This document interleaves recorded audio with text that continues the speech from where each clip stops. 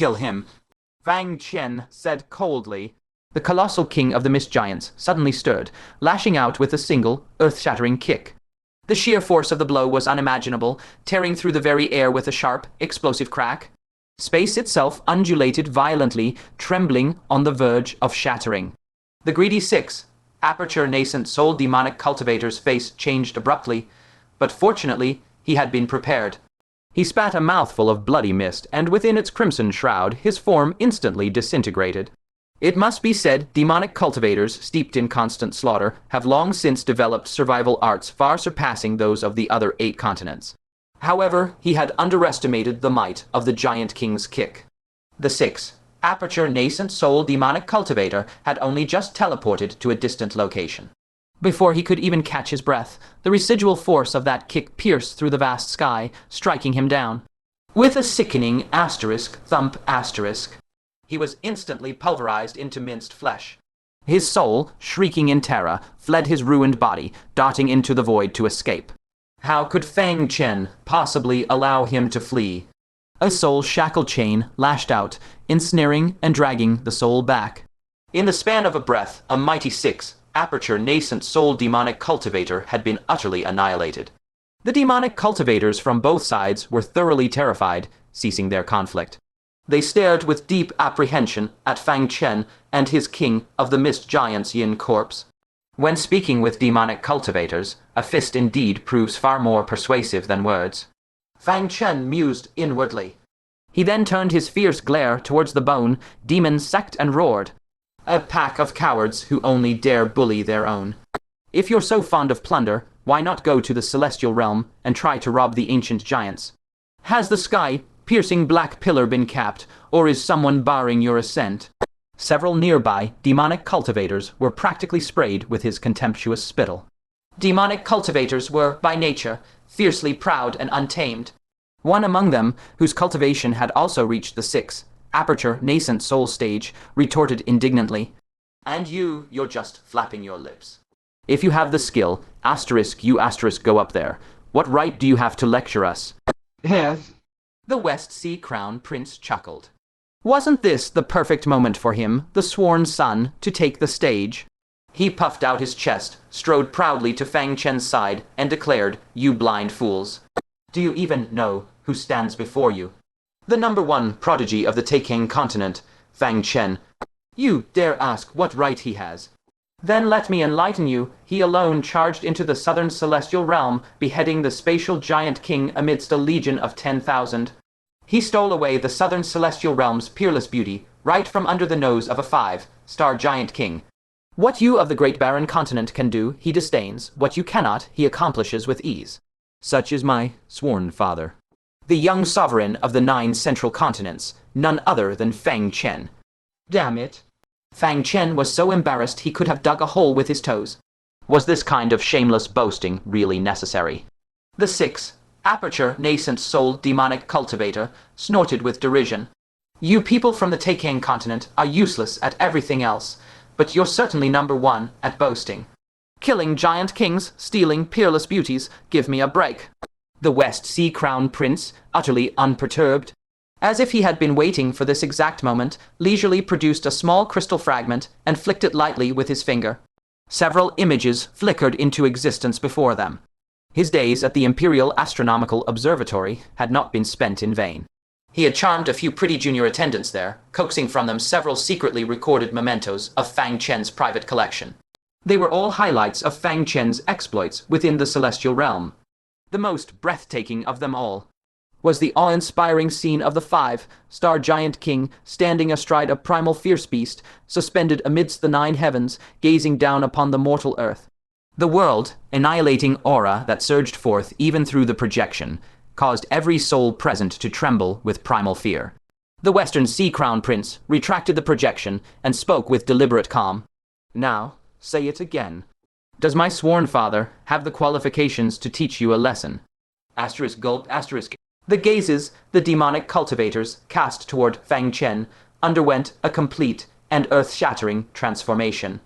This youth before them had truly breached the celestial realm, faced the 5-star giant king alone, and returned alive. Demonic cultivators revered the law of the jungle. and that meant they worshipped strength above all else.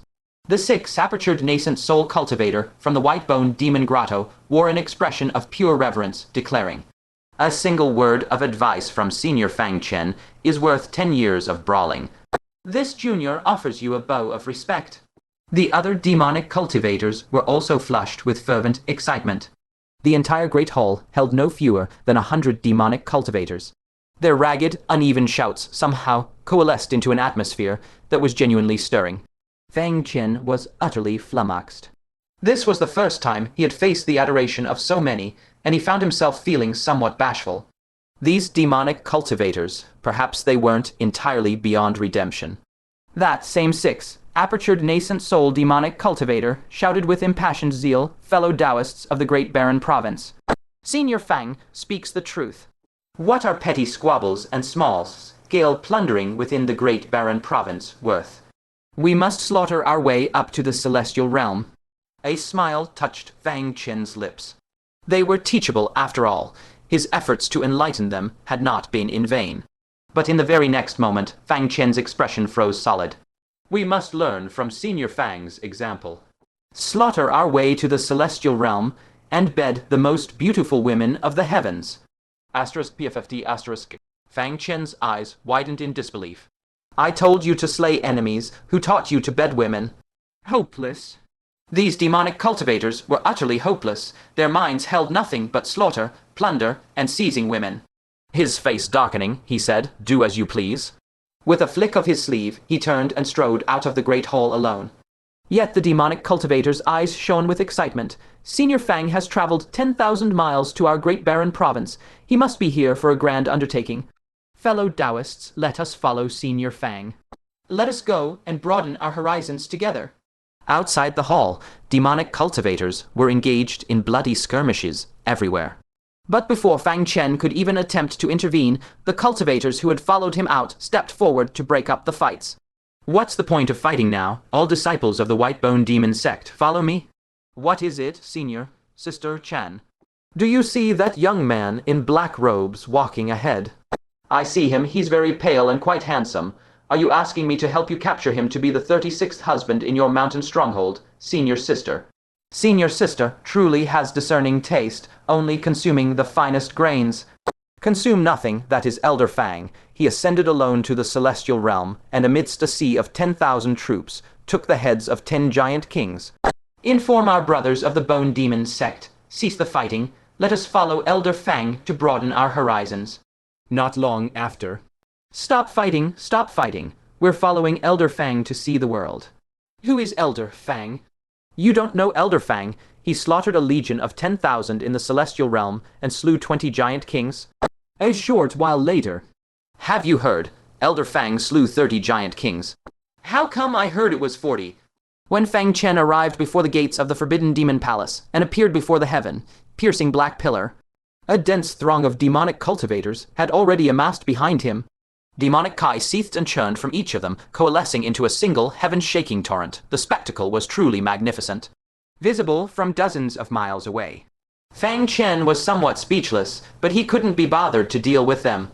While the 2 venerables from the Bone Demon sect and the Forbidden Demon Palace were off somewhere fighting to the death, he had better quickly take the heaven-piercing black pillar and leave.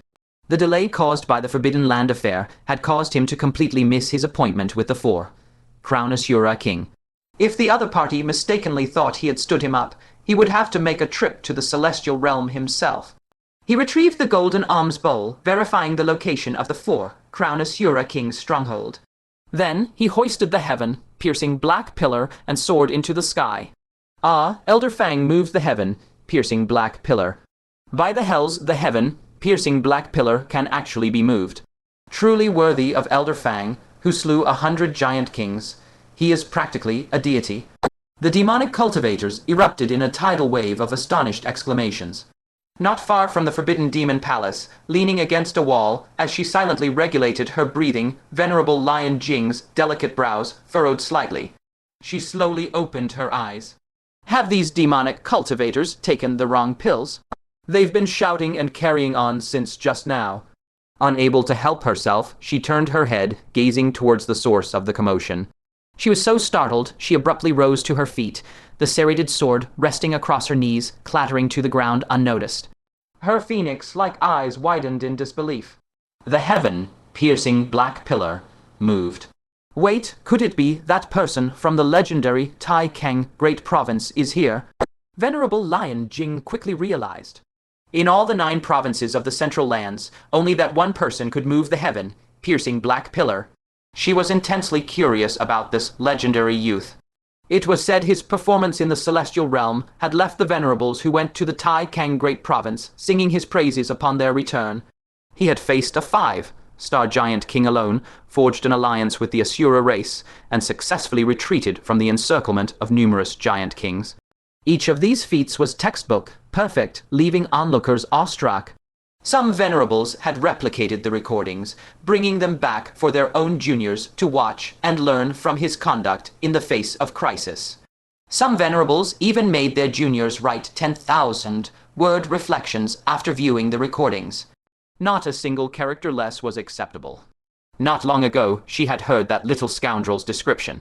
He said this person was handsome and dashing, exceedingly clever, graceful and elegant, possessed of peerless strength, and beloved by all who met him. Her curiosity grew even stronger. She very much wished to meet this youth of widespread fame, to see for herself what manner of extraordinary person he was. In terms of reputation alone, he was almost catching up to her own son. With this thought, disregarding her yet unhealed injuries, she picked up her serrated sword and strode forth in pursuit. As she drew near, she could hear the demonic cultivators whispering amongst themselves. Senior Fang is young in years, yet possesses remarkable foresight. Upon our first meeting, he halted the conflict between our 2 factions, speaking of uniting to resist the ancient giants, urging us to prioritize the greater situation above all. Indeed, he also said that if we must wage war, we should wage it against the ancient giants in the celestial realm. Compared to him, I feel like an immature, reckless youth. Venerable Lion Jing was slightly taken aback. She had naturally been aware of the battle between the disciples of the Violet Forbidden Demon Palace and the White Bone Demon Lair while she was recuperating nearby.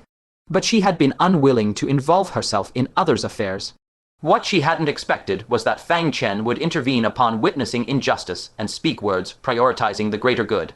This made her feel a pang of shame. What a fine young man. A flicker of warmth passed through Venerable Lion Jing's eyes as she involuntarily compared Fang Chen to another in her heart. Both hail from the great province of Tai Keng, and both are youths.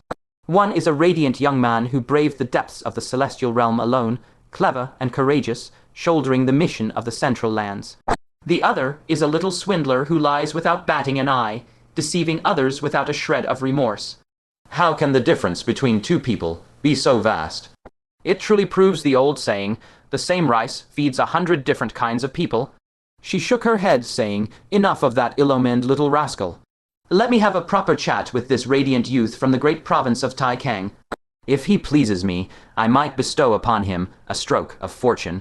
With this thought, she flashed forward, appearing before the moving heaven, connecting black pillar.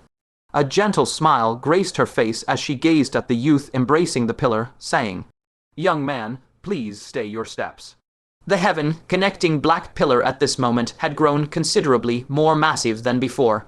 From Venerable Lion Jing's perspective, Fang Chen's front was completely blocked, revealing only his 2 protruding arms.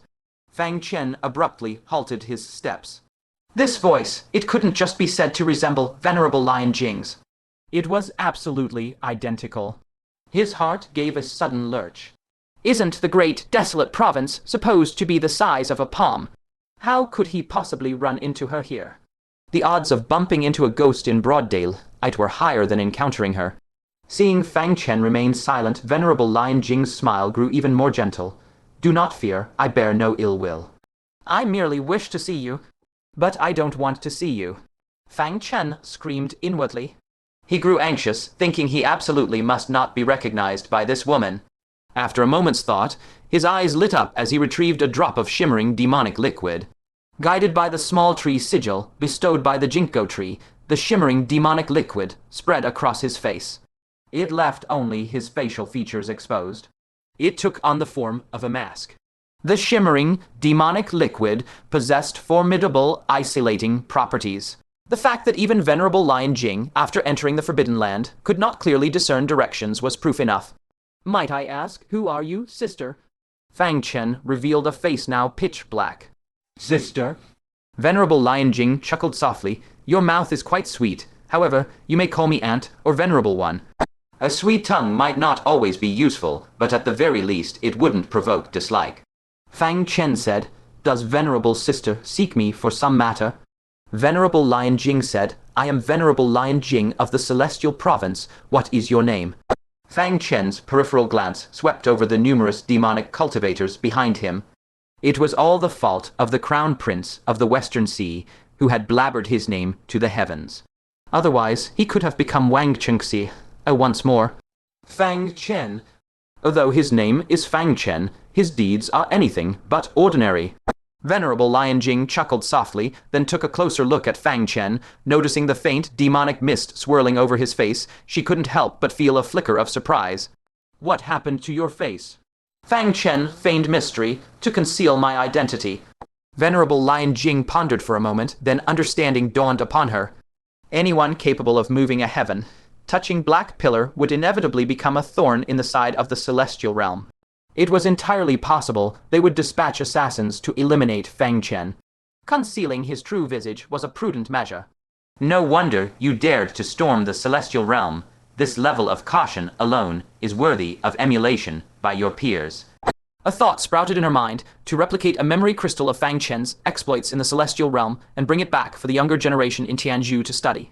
After viewing it, they would then write a 10,000-word reflection. Seeing that his ruse had worked, Fang Chen secretly breathed a sigh of relief.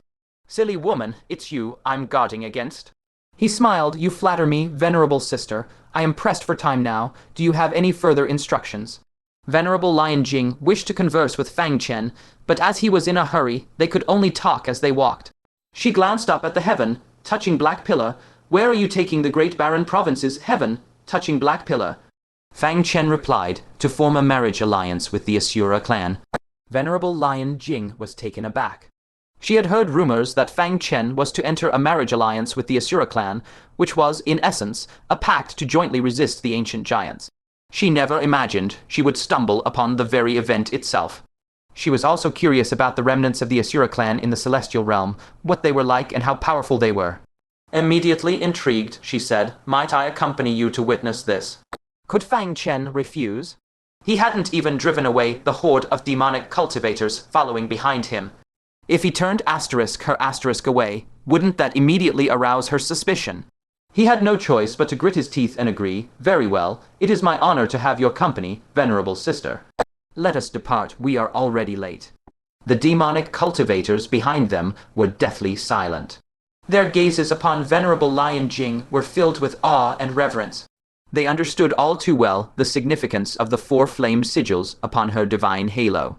In all of the Great Barren Province, aside from the Grand Wine Sacrificer, none could stand as her equal.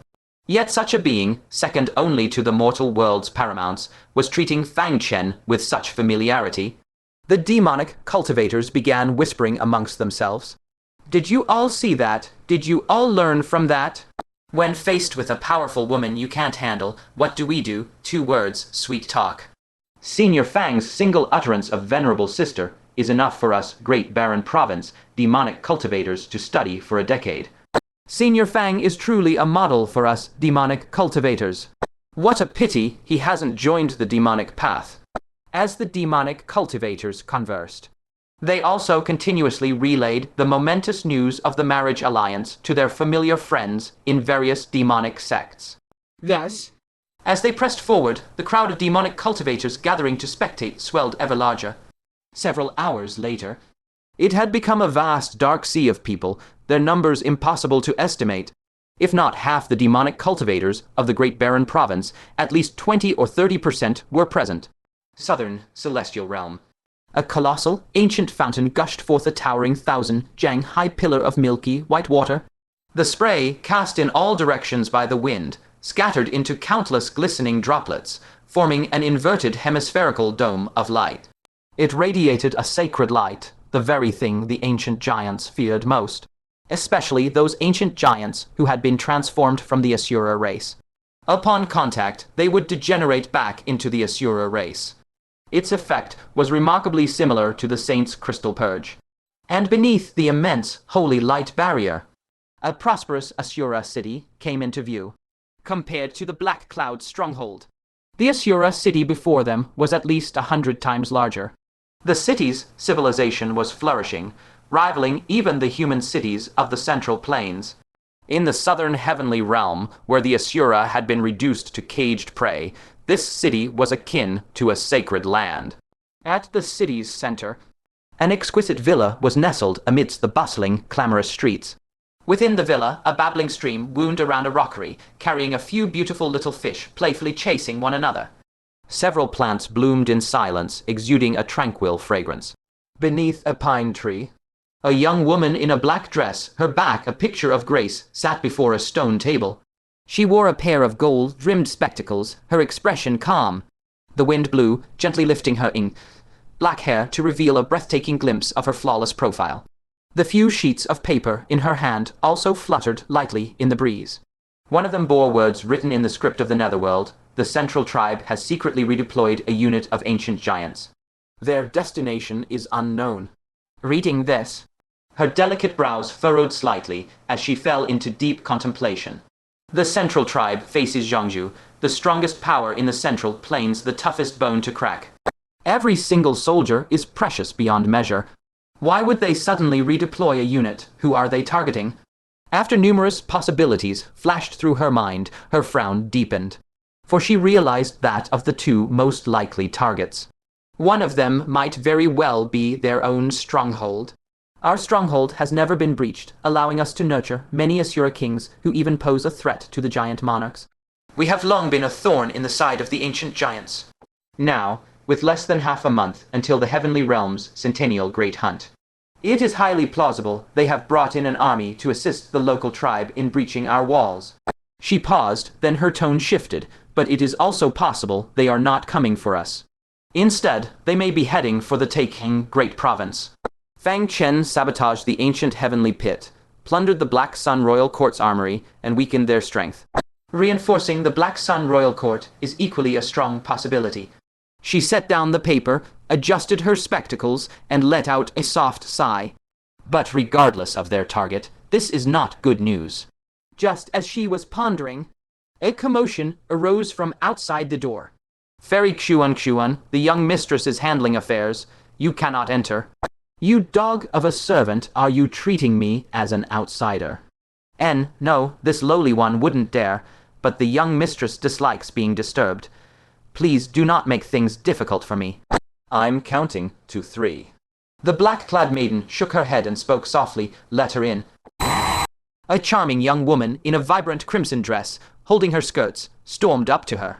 She was not exceptionally tall, but her figure was exquisite, curvaceous, and well-proportioned, with a pointed chin, round eyes, and lips that were naturally red without a trace of rouge. From within her hair, a pair of small round horns peeked out. She was a rather beautiful Asura maiden. Her temper, however, was fiery. Even when facing the Asura king, whose cultivation had reached the crown realm, it did not diminish in the slightest. She slapped the table, snarling fiercely. What in blazes is he doing, late for the very first meeting? A political marriage, my foot. The maiden in the black dress gazed at her and said, Speak properly. Xuan planted her hands on her hips and, with a dissatisfied huff, corrected her accent. I'm just worried for you. A cross-realm marriage alliance is unprecedented. Everyone in the entire stronghold is watching. If anything goes wrong, people will laugh at you. In truth, whispers of doubt had long since spread through the city. The Central Plains' great province of Taikang, when it came to the number of peak experts, was inferior even to their own stronghold. This marriage alliance was, in essence, a lowering of status. They were the ones at a disadvantage. Yet the young mistress had overruled all objections, insisting on the alliance, which had stirred much discontent. Now, if the Central Plains were to break their promise, the young mistress would be placed in an awkward and humiliating position. The maiden in the black dress said calmly, Be at ease. This is a matter of mutual benefit. The higher-ups of the great province of Taikang have no reason to refuse. Moreover, she adjusted her glasses and said, Even if the higher-ups refuse, I believe Fang Chen will still come to fulfill the agreement. Though their interaction had been brief, she had gleaned some understanding of Fang Chen's way of doing things. What he believed to be right, he would pursue, silencing all dissent to see it through. In this, they were alike. Xuan pouted. You have that much faith in that fellow. The black-dressed maiden said, He will come. As the words left her lips, a wave of astonished cries rose from the horizon. The maiden in black smiled faintly. He is here. Xuan shot into the air, placing her small palms above her brow as she peered into the distance. She saw many Asura clansmen swiftly escorting something toward the villa. As it drew near, Xuan finally saw it clearly. It was a portal 4 zhang wide, with a pitch black pillar at its center. It was unmistakably the heaven connecting black pillar. She clicked her tongue in amazement. He really did come. The black-dressed maiden rose gracefully. Let us go. I placed the spatial anchor at the villa's entrance. Xuan's eyes sparkled. Young mistress, you said the one I'm to marry is a tall, handsome, wealthy human who is considerate of others' feelings and utterly devoted. The faint smile on the black-dressed maiden's face stiffened slightly. Her intuition told her that Fang Chen's description of the proposed match was likely as problematic as her own. Xuan was famously hot-tempered, the little firecracker of the entire stronghold. No one dared to marry her. The one Fang Chen had proposed probably wasn't much better, was he? She adjusted her glasses and said, that's what he said. Xuan's face was alight with anticipation. The rest she didn't care about, but utter devotion that she valued most. The two arrived outside the villa. A sea of people had already gathered. It was unavoidable.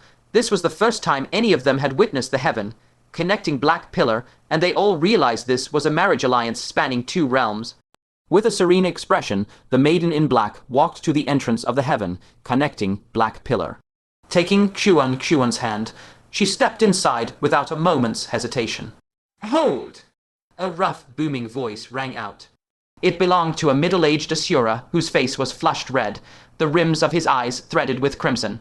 The corners of his lips seemed perpetually downturned by nature, and his brows were tightly knitted together. The muscles on his frame were exceptionally full, radiating a dangerous aura of one perpetually on the verge of explosive rage. Father, what are you doing here? Xuan said with displeasure, Your daughter has finally found a suitable match. Don't you dare ruin this for me. So, this was Xuan's father, the future father-in-law of the Western Sea Crown Prince, Long Lai. Long Lai snorted. That doesn't mean you can just marry anyone you please. I'm coming too. Only after he passes my test will I allow this marriage to proceed. The black-robed maiden sighed inwardly. As expected, this political marriage would not proceed so smoothly. Or rather, there were those within the Asura clan who did not wish for her to continue receiving the Nether Abyss crystals. Thus, they had incited Long Lai to come and sabotage the alliance. Where there are people, there are schemes, and the Asura clan was no exception.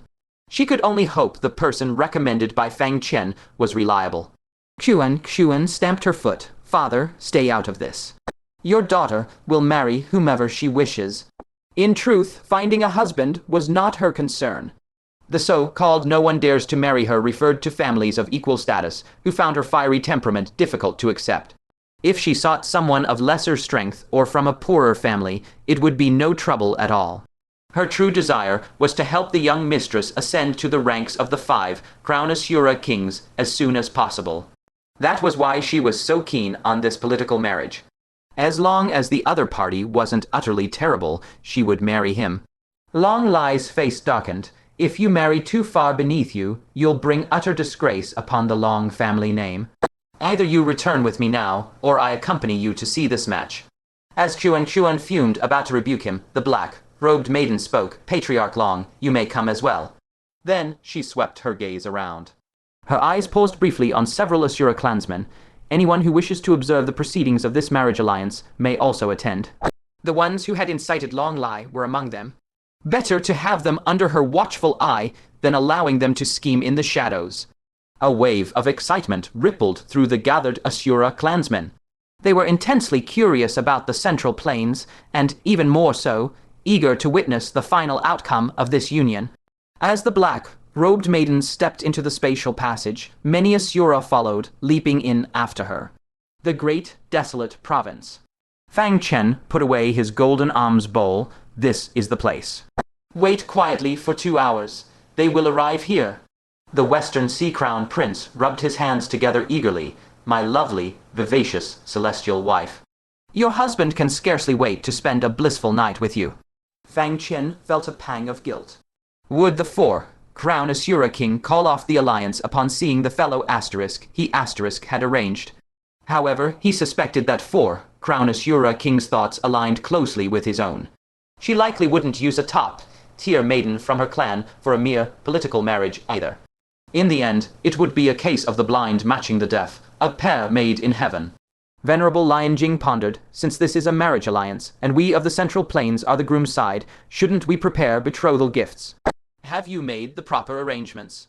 She had a mind to participate. After all, this was the first marriage alliance between their two realms. As a senior, she could offer some assistance. Fang Chen gave a slight nod. Many thanks for your kindness, venerable sister. The betrothal gifts have long been prepared. I assure you, the bride's family will not return empty-handed. Fang Chen was truly confident. Could the betrothal gifts from a mere junior like him possibly be more lavish than what she, a senior at the fourth heavenly tribulation, could provide? After a pause, she added, very well, since you have the betrothal gifts prepared. Then, I shall act as the elder for the West Sea Crown Prince, and lend him my support. Fang Chen shook his head and said, there's no need for that. My presence alone is sufficient. On certain levels, my support carries more weight than that of the venerable sister. The venerable sister may rest on the sidelines. Venerable Lion Jing was both amused and exasperated. How could the 4 decays of a heavenly human be less effective than the backing of a mere 5-aperture nascent soul? She did not press the matter, saying, very well, inform me if you require assistance. Fang Chen nodded. All preparations were complete, awaiting only the descent of the Asura clan. 2 hours later, a wisp of howling, baleful wind descended from the skyward canopy, connected by the sky-piercing black pillar. Everyone's spirits stirred. Both Venerable Lion Jing and the demonic cultivators raised their heads to gaze intently. This was their first time witnessing the Asura clan, and indeed the first time seeing visitors from the heavenly realm. Under their collective gaze, a cloud drifted slowly downward. At the forefront was the Crown Asura King, her black dress fluttering, her unique gold-rimmed glasses lending an aura of serene, sculpted intellect. Beside her, a charming young maiden in a vibrant red dress spun about, her eyes darting as she searched for her future husband. Accompanying them were several dozen Asuras. Fang Chen was slightly surprised. Why had so many Asuras come? Moreover, some among them clearly bore hostile gazes. He looked toward the Crown Asura King, who blinked once, and Fang Chen understood completely. It seemed internal strife existed even within the Asura clan. Alas, such conflict was inescapable everywhere. Fortunately, he had made some preparations to ensure matters would not spiral out of control. Immediately concealing his surprise, he stepped forward with a smile, cupping his hands in greeting, speaking in the language of the Netherworld. Welcome, honored members of the Asura clan, to the Central Plains realm. I am Fang Chen of the great province of Tai Kang. The maiden in black remained as elegantly composed as ever, saying, we are obliged by young Master Fang's personal welcome. She introduced the girl beside her. This is our clan's maiden, Chuan. She is 17 years of age, her cultivation equivalent to the 9th layer of your Central Plains core formation realm. She hails from the prestigious Long family. Fang Chen summoned the West Sea Crown Prince, saying, this is the West Sea Crown Prince of our great province of Tai Kang. His cultivation has also reached the peak of the 9th layer of core formation. He is the sole son of the West Sea Demon Emperor, born of the West Sea Imperial Palace. The West Sea Crown Prince eagerly scrutinized Chuan. To be honest, he was somewhat disappointed. His first glance had been captured by the maiden in black, whose peerless beauty that towered above all had captivated him. Though Chuan was also beautiful, standing beside the black-clad maiden rendered her radiance dim by comparison. Chuan was also assessing the West Sea Crown Prince, giving a slight, dissatisfied pout. She, too, felt a tinge of disappointment. This West Sea Crown Prince did indeed seem suitable, and their statuses were well matched. Yet, standing next to young Master Fang, his bearing paled slightly. Thus the two failed to take a liking to each other. Fang Chen inquired, West Sea Crown Prince, what are your thoughts on Maiden Xuan? The West Sea Crown Prince grumbled, Foster father, where is the celestial fairy you promised? This Xuan is pretty, yes, but she falls short of being a celestial fairy, does she not? Back then, Fang Chen had sworn to the heavens that this maiden was a figure akin to a celestial fairy. And this is the result. Fang Chen pointed toward the sky, saying, Precisely, a fairy who descended from the heavenly realm. Simply put, a celestial maiden from the heavens. The Western Sea Crown Prince finally realized he had been tricked. He fumed angrily. You, Fang Chen, I considered you a brother, yet you deceived me. We are finished. Fang Chen grabbed him by the arm, no longer bothering to keep up the pretense. Exactly, introducing me to that demoness to be her kept man. Truly the act of a good brother. The Western Sea Crown Prince immediately looked sheepish, his eyes darting about. Well, that didn't actually happen, did it? Fine, we've both tricked each other once, consider it even. From now on, we're still good brothers. Then I'll take my leave. Yet Fang Chen's grip on his arm showed no sign of loosening. With his other hand, he produced a contract of servitude. It was the very contract the Western Sea Crown Prince had been tricked into signing that day, when he had begged Fang Chen to extract the demonic energy from his body. Take a look for yourself. The Western Sea Crown Prince was stunned. Back then, he had been desperate to purge the demonic energy. Thus, he had boastfully promised to repay Fang Chen. And Fang Chen had presented this contract for him to sign. In his anxious state, he hadn't read the contents. Only now did he have the chance to see what was written within. But with a single glance, he nearly vomited blood. For there, written in stark clarity, it said, I, the Western Sea Crown Prince, hereby vow to wed Xuan of the heavenly realm. Should I break this oath, I shall suffer the following punishments. First, sever my own manhood once daily. Second, find a decent, honest man to marry off every single one of my former lovers. Third, be delivered back to the side of the demoness. He didn't finish reading. For just the first 3 clauses made him feel as if the very sky had collapsed. Sever his own manhood, and once every day. What kind of devil could conceive of such a vicious punishment? Fine, let that be, but then... He also had to marry off all the former lovers he had painstakingly accumulated over the years. Heavens, he might as well be killed. And finally, to be sent back to that demoness, a fate worse than death. Fang Chen, you are utterly ruthless, the Western Sea Crown Prince cried out in despair. Fang Chen shot him a disdainful look. Finish reading it first. The Western Sea Crown Prince's eyes trailed down to the very end of the contract.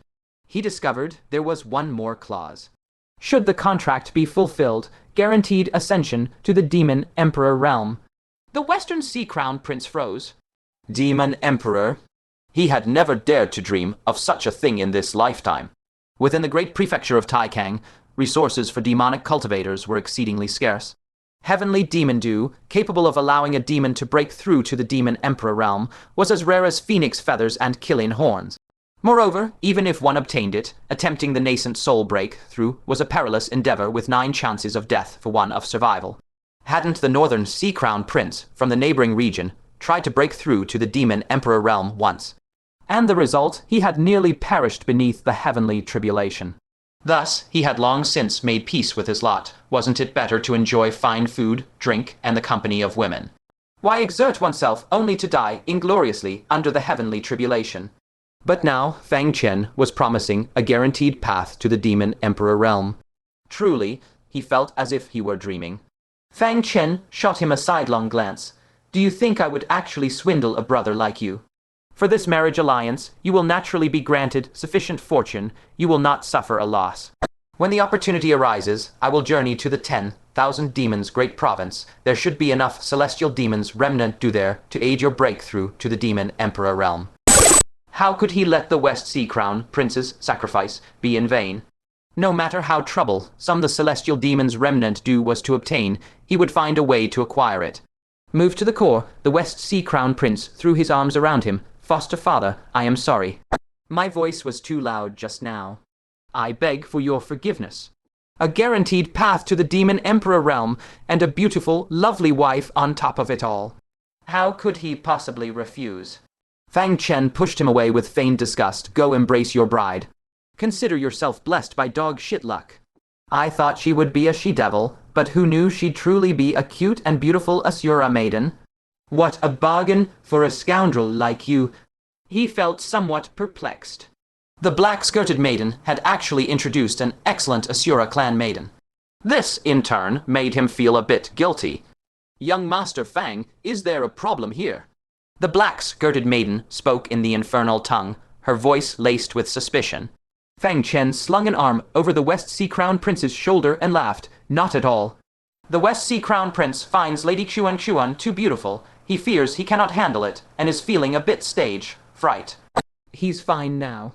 The black-skirted maiden gave a slight nod, though she knew the situation was not as Fang Chen described. As long as they could muddle through, it was fine. She turned to Xuan. What do you think of the other party? Xuan pouted her small mouth and pointed at Fang Chen. Can we switch to this one? I think this one might be better. The black-skirted maiden said calmly, Your taste is not bad. However, he is a man who can run circles around a 5-star giant king. If you follow him, he could sell you off, and you'd still be gratefully counting the money for him. Upon hearing this, Xuan's hairs stood on end. Was this harmless-looking youth truly so dangerous? It seemed the West Sea Crown Prince fellow would be easier to handle. She immediately nodded. Fine, him it is. The words were still in her mouth. Several Asura clansmen exchanged glances and began muttering with sarcastic tones. That fellow doesn't look very capable. To marry so hastily, Xuan's future days will be difficult. SHH, don't say more. For an unwanted one like Xuan, marrying a minor demon clan member from the Central Lands is already good fortune. Under the pressure of their taunting words, Long Lai, who initially had no particular dissatisfaction with the West Sea Crown Prince, flushed with alternating shades of green and red. Snorting through his nostrils, he bellowed, I haven't spoken yet. His booming, coarse voice overwhelmed the entire hall. Fang Chen cast a questioning look at the black-skirted maiden, and this gentleman is Xuan's father, Long Lai. Fang Chen understood this was the West Sea Crown Prince's father-in-law. He smiled, greetings, dear in-law.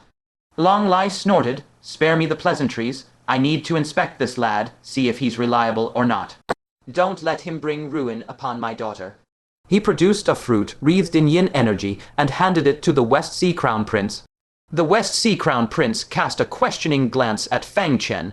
After the latter gave a helpless nod, he immediately consumed it. Soon, his consciousness began to grow hazy. Long Lai asked in a deep voice, How many women have you had? Xuan was also deeply concerned about this matter. Having married alone into the Central Plains realm, if this West Sea Crown Prince were to abandon her after toying with her affections, she wouldn't even be able to return to the Sea Celestial realm. The West Sea Crown Prince raised 2 fingers. Seeing this, Xuan breathed a sigh of relief, too. I can still accept that. But then, the West Sea Crown Prince involuntarily blurted out the truth. It's 200. Huh. The assembled demonic cultivators stared at the West Sea Crown Prince as if they'd seen a ghost. They all began silently calculating. If he started at age 18, the West Sea Crown Prince had 200 in just 5 years. Didn't that mean he changed women every 10 days? One couldn't even change new clothes that frequently, could they? Long Lai frowned. What did he say? Fang Chen translated. He said both of them have already parted ways. However, an Asura clan member sneered sarcastically. Why does it sound to me like he said 200? They weren't completely ignorant of the Central Plains realm's language. Some knew a few simple words. Hearing this, Long Lai flew into a rage. This debauched scoundrel dares to think of marrying my daughter. I do not agree to this marriage alliance. Xuan was also terrified. This was worse than a playboy. This was a playboy among playboys. The black-skirted young woman quietly let out a sigh of relief.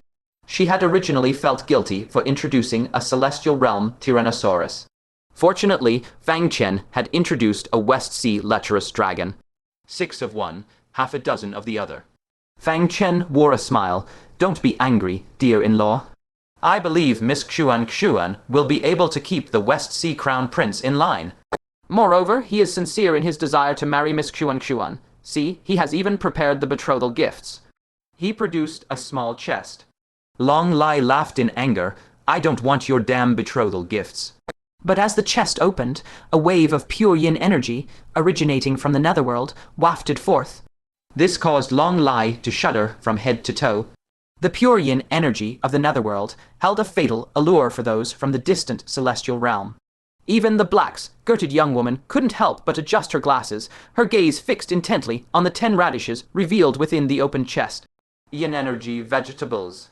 If even she reacted thus, one could imagine the state of the Asura clan members behind her. Their eyes all burned with a deep, soul-stirring craving. Long Lai swallowed hard, his face still stern, but his tone softened slightly. These betrothal gifts. The next moment, Fang Chen produced 10 more small chests. Altogether, there were a full 100 yin energy vegetables. Long Lai's eyes shone brilliantly, his very cheeks trembling with excitement as he said, these are all part of the betrothal gifts. Fang Chen asked, is it enough? Long Lai's face immediately broke into a beaming smile as he grasped Fang Chen by the shoulders. Excellent in-law. You are far too generous. This marriage is settled. Xuan, why aren't you going over there? Xuan widened her eyes, stomping her foot as she exclaimed, Father, are you selling me off to this playboy? Long Lai bared his yellow teeth and said, Your father is sending you over to live a life of ease and comfort. With such a wonderful father-in-law, how could you possibly complain about your lot? Seeing this situation, several mischievous Asura clansmen hastily banded together. Isn't this just selling off your own daughter? Is the Long clan truly so desperate for yin attribute spiritual vegetables?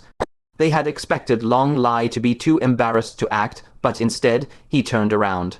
He charged into the Asura crowd, seized a talkative clansman, and delivered 2 resounding slaps across his face. You're the one with the big fucking mouth. And the rest of you, keep your sniveling opinions to yourselves regarding my daughter's marriage. Don't think for a moment I don't know what vile schemes you're brewing in your hearts. The young woman in the black dress allowed a faint, cold smile to touch the corner of her lips. Initially, she had worried that Long Lai would sabotage the marriage alliance. Now, it was Long Lai who feared the alliance would be ruined. It had to be said, the betrothal gifts sent by Fang Chen had struck the Asura clan of the heavenly realm right in their vital spot. No one could possibly refuse them. This fellow, daring to shoulder the monumental task of uniting 2 great clans, was not without his hidden strengths. She spoke with composed ease. Does anyone else have any objections to this marital alliance? The Asura who had been slapped wiped the blood from the corner of his mouth and snarled defiantly. The Central Plains realm is on the brink of a great calamity. For Xuan to marry into it is nothing less than descending into hell. Great miss, you are leading your own clansmen to ruin. The black-clad maiden offered no retort, merely shifting her gaze towards Fang Chen. Her meaning was clear, handle this yourself. Fang Chen chuckled softly and turned his eyes towards the speaking Asura. Who says the Central Plains is unsafe? He slapped the corpse pouch at his waist. 4 towering, colossal silhouettes abruptly materialized behind the Asura clansmen, encircling them completely. If there was one thing the Asura of the heavenly realm feared above all else, it was, without a doubt, the lifelong nightmare that haunted them, the ancient giants. A shadow from which they could never escape, a terror etched into their memories since birth. Now 4 majestic giant kings had suddenly appeared, surrounding them all at once. The sheer intimidation they radiated was not difficult to imagine. Giant kings. Long Lai's hand trembled, nearly causing him to drop the betrothal gifts. The Asura who had come to spectate shuddered violently, some even turned and sprinted towards the heaven-piercing black pillar. It was only after running several steps that they realized these giant kings stood as still as wooden puppets, incapable of movement. They halted, their faces pale with lingering terror, gazing up at the 4 giant kings exuding an aura of dread. Even the young woman in black felt a tremor pass through her pupils the instant the 4 giant kings manifested. A flicker of astonishment crossed her face as she examined them, murmuring, These have been refined into puppets, haven't they? A type of puppet, yin corpses. With a mere thought from Fang Chen, the 4 giant kings moved as if extensions of his own limbs, performing a simple demonstration. As they walked, the foot of the Mist Giant King accidentally kicked the stubborn-mouthed Asura clansman. He was sent flying on the spot, vomiting blood, nearly kicked into oblivion. That Asura roared in fury. You did that on purpose. Fang Chen shrugged. Isn't that perfectly obvious? He swept his gaze over the remaining Asura, speaking with grave sincerity. The strongest fortresses are often brought down from within. Some among you, for your own selfish gain, seek to thwart the rise of a 5. Crown Asura King, you are undoubtedly digging your own clan's grave. Today you scheme against him. Tomorrow he schemes against you. In the end, you will tear down your own walls, leading to the destruction of your clan and the extinction of your bloodline. Moreover, he paused, his tone carrying profound meaning, nor do I believe your fortress can forever withstand the ancient giants. Their giant emperor is far away, engaged on another battlefield. If he were to free his hands, do you truly believe your fortress would be spared? While the giant emperor is too preoccupied to concern himself with you, you should seize the chance to nurture your own Asura emperor. Otherwise, your fate will be even more wretched than that of the Central Plains. These words of warning left the Asura clansmen solemn and grave. In their hearts, they understood the logic perfectly well, yet, hearing it spoken from another's mouth made it resonate with startling clarity. Long Lai grabbed several Asura clansmen who had been fanning the flames of discord. Slapping the back of their heads, he barked. Did you all hear that? Go back and tell the young clan chief, stop with all these pointless schemes. Instead of guarding against his own clansmen, surpassing him, he should focus on breaking through to Asura Emperor himself. A young clan chief whose insight is not even as high as that of my little-in-law. Fang Chen's gaze flickered imperceptibly. No wonder a few Asura clansmen of mediocre strength dared to sabotage a marriage alliance presided over by a 4. Crown Asura King. So, they had the formidable backing of a young clan chief behind them. And judging by the tone, his strength was likely that of a 5. Crown Asura King. After a moment's thought, he publicly produced a Hell Abyss crystal. Eldest Miss, he said, this was entrusted to me for you by the elders of our Tai Keng Great Province. They wish you success in your ascension to 5. Crown Asura King. He had given her one before, yet she had not broken through to 5. Crown Asura King. It seemed one was not enough. Behind her glasses, the black-skirted maiden's eyes glimmered faintly. With 2 crystals, her confidence in assaulting the 5. Crown Asura King realm increased significantly. If she truly broke through, she would no longer need the Hell Abyss crystal. She could very well avoid fulfilling the dangerous task of holding back a 5-star giant king. But with the marriage alliance in place, she was obligated to do it. This was the very meaning of the alliance between the two sides, to establish trust. The black-skirted maiden accepted the Hell Abyss crystal. Chuan is a sister I grew up with, she said. Though we share no blood ties, in my eyes, she surpasses a true sister. With her in the Central Plains, I will honor our agreement. Fang Chen said, you may also rest assured in entrusting Chuan to the West Sea Crown Prince. His father and I are sworn brothers. If Chuan is ever wronged, she may seek me out. I will naturally uphold justice on her behalf. The black-skirted maiden guiltily adjusted her glasses. He should be worrying about whether the West Sea Crown Prince might be the one getting bullied. Since that is the case, our marriage alliance is hereby considered established. Meaning they were preparing to return to the heavenly realm.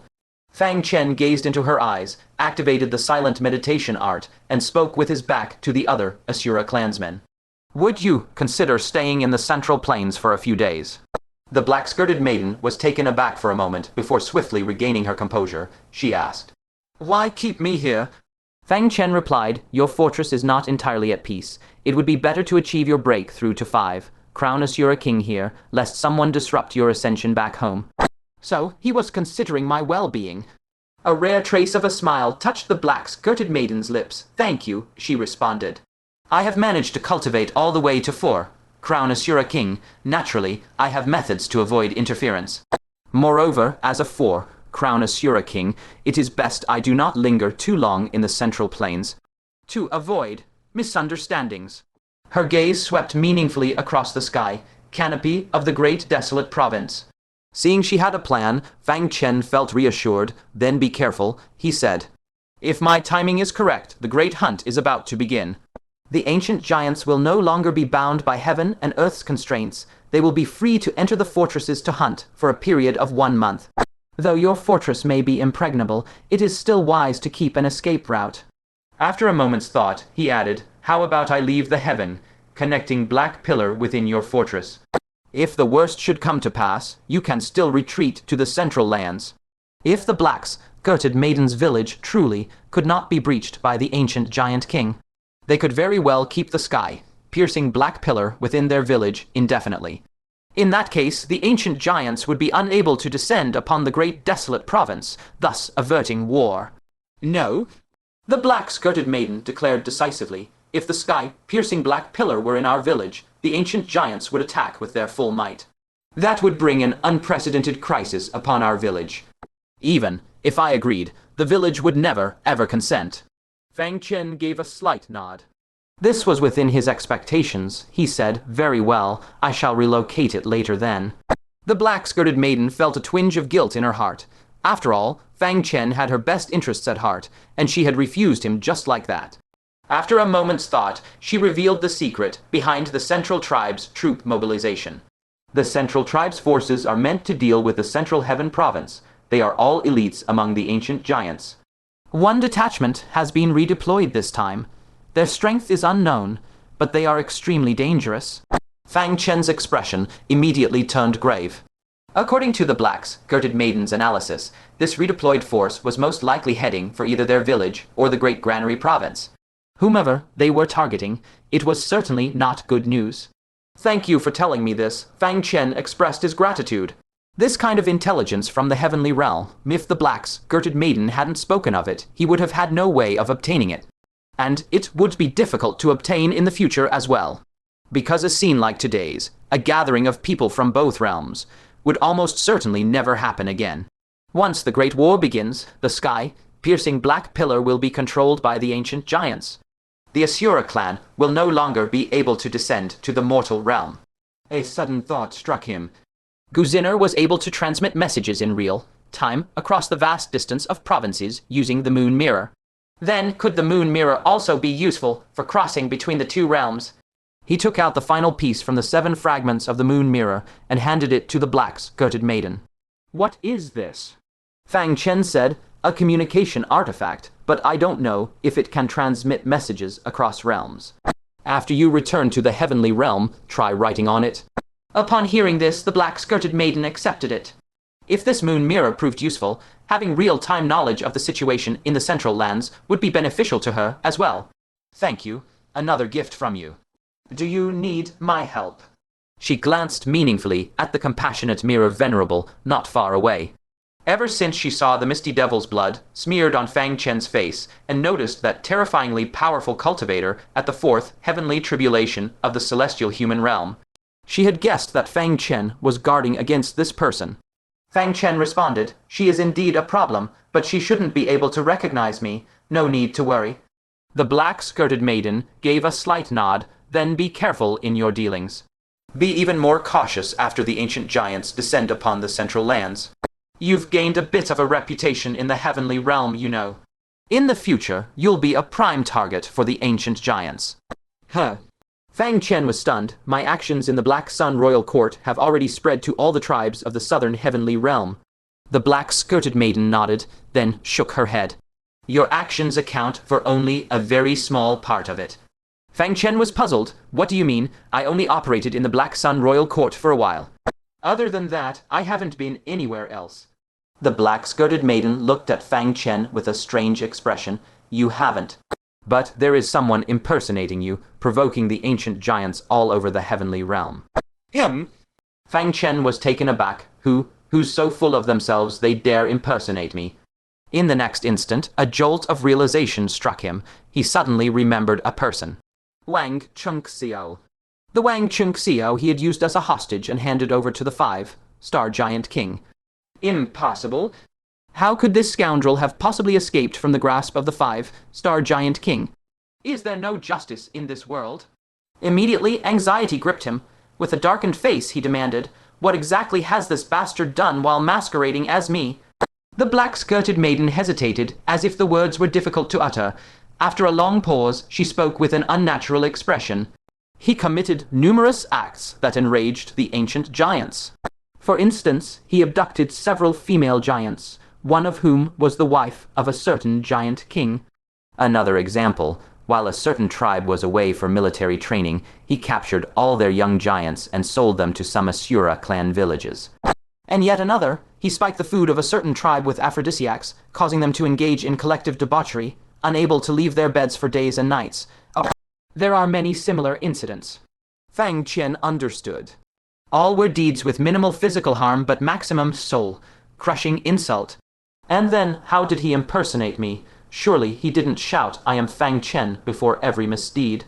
The black-skirted maiden shook her head, her gaze peculiar. Not quite. He learned some advanced techniques from who knows where. After each vile act, he would spray, paint words at the scene. Fang Qian was here. Crack. The ground beneath Fang Qian's feet instantly shattered under the force of his stomp. His face turned as dark as the abyss. Through gritted teeth, he spat, "That damned cur." He deliberately impersonated me to provoke the ancient giants, to make them come after me. The ancient giants aren't that foolish, are they? They wouldn't actually believe I did all that, right?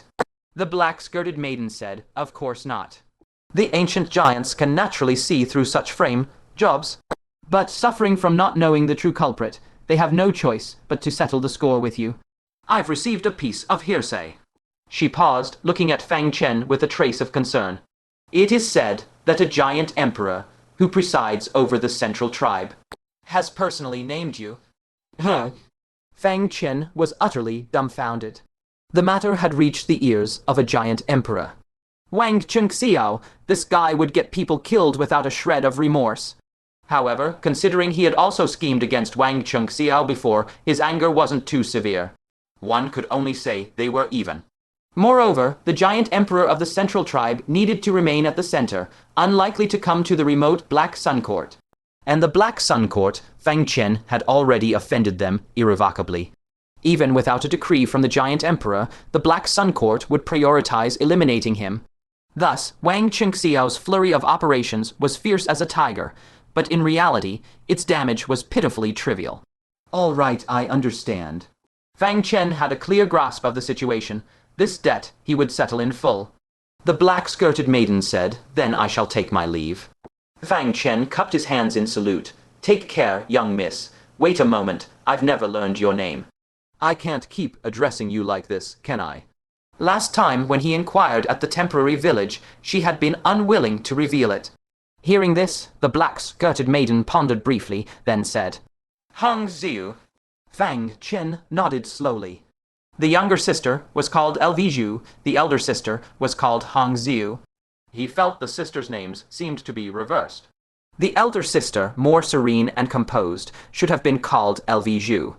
The younger sister, lively and spirited, should have been called Hong Xiu. Very well, Fairy Hong Xiu. If fate wills it, we shall meet again. Fang Qian ended his vow of silence. Hong Xiu gave a slight nod of her chin and said, "Farewell." She cast Xuan a reassuring glance, then turned and led the Asura clansmen back to the heaven, connecting Black Pillar, soaring away on a cloud. Immediately, the thousands of demonic cultivators burst into a clamor of discussion.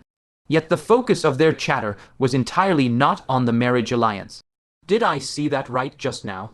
Senior Fang and that unbelievably beautiful Asura king in the black dress just stared at each other, and she accepted that moon-white fragment as a token of affection.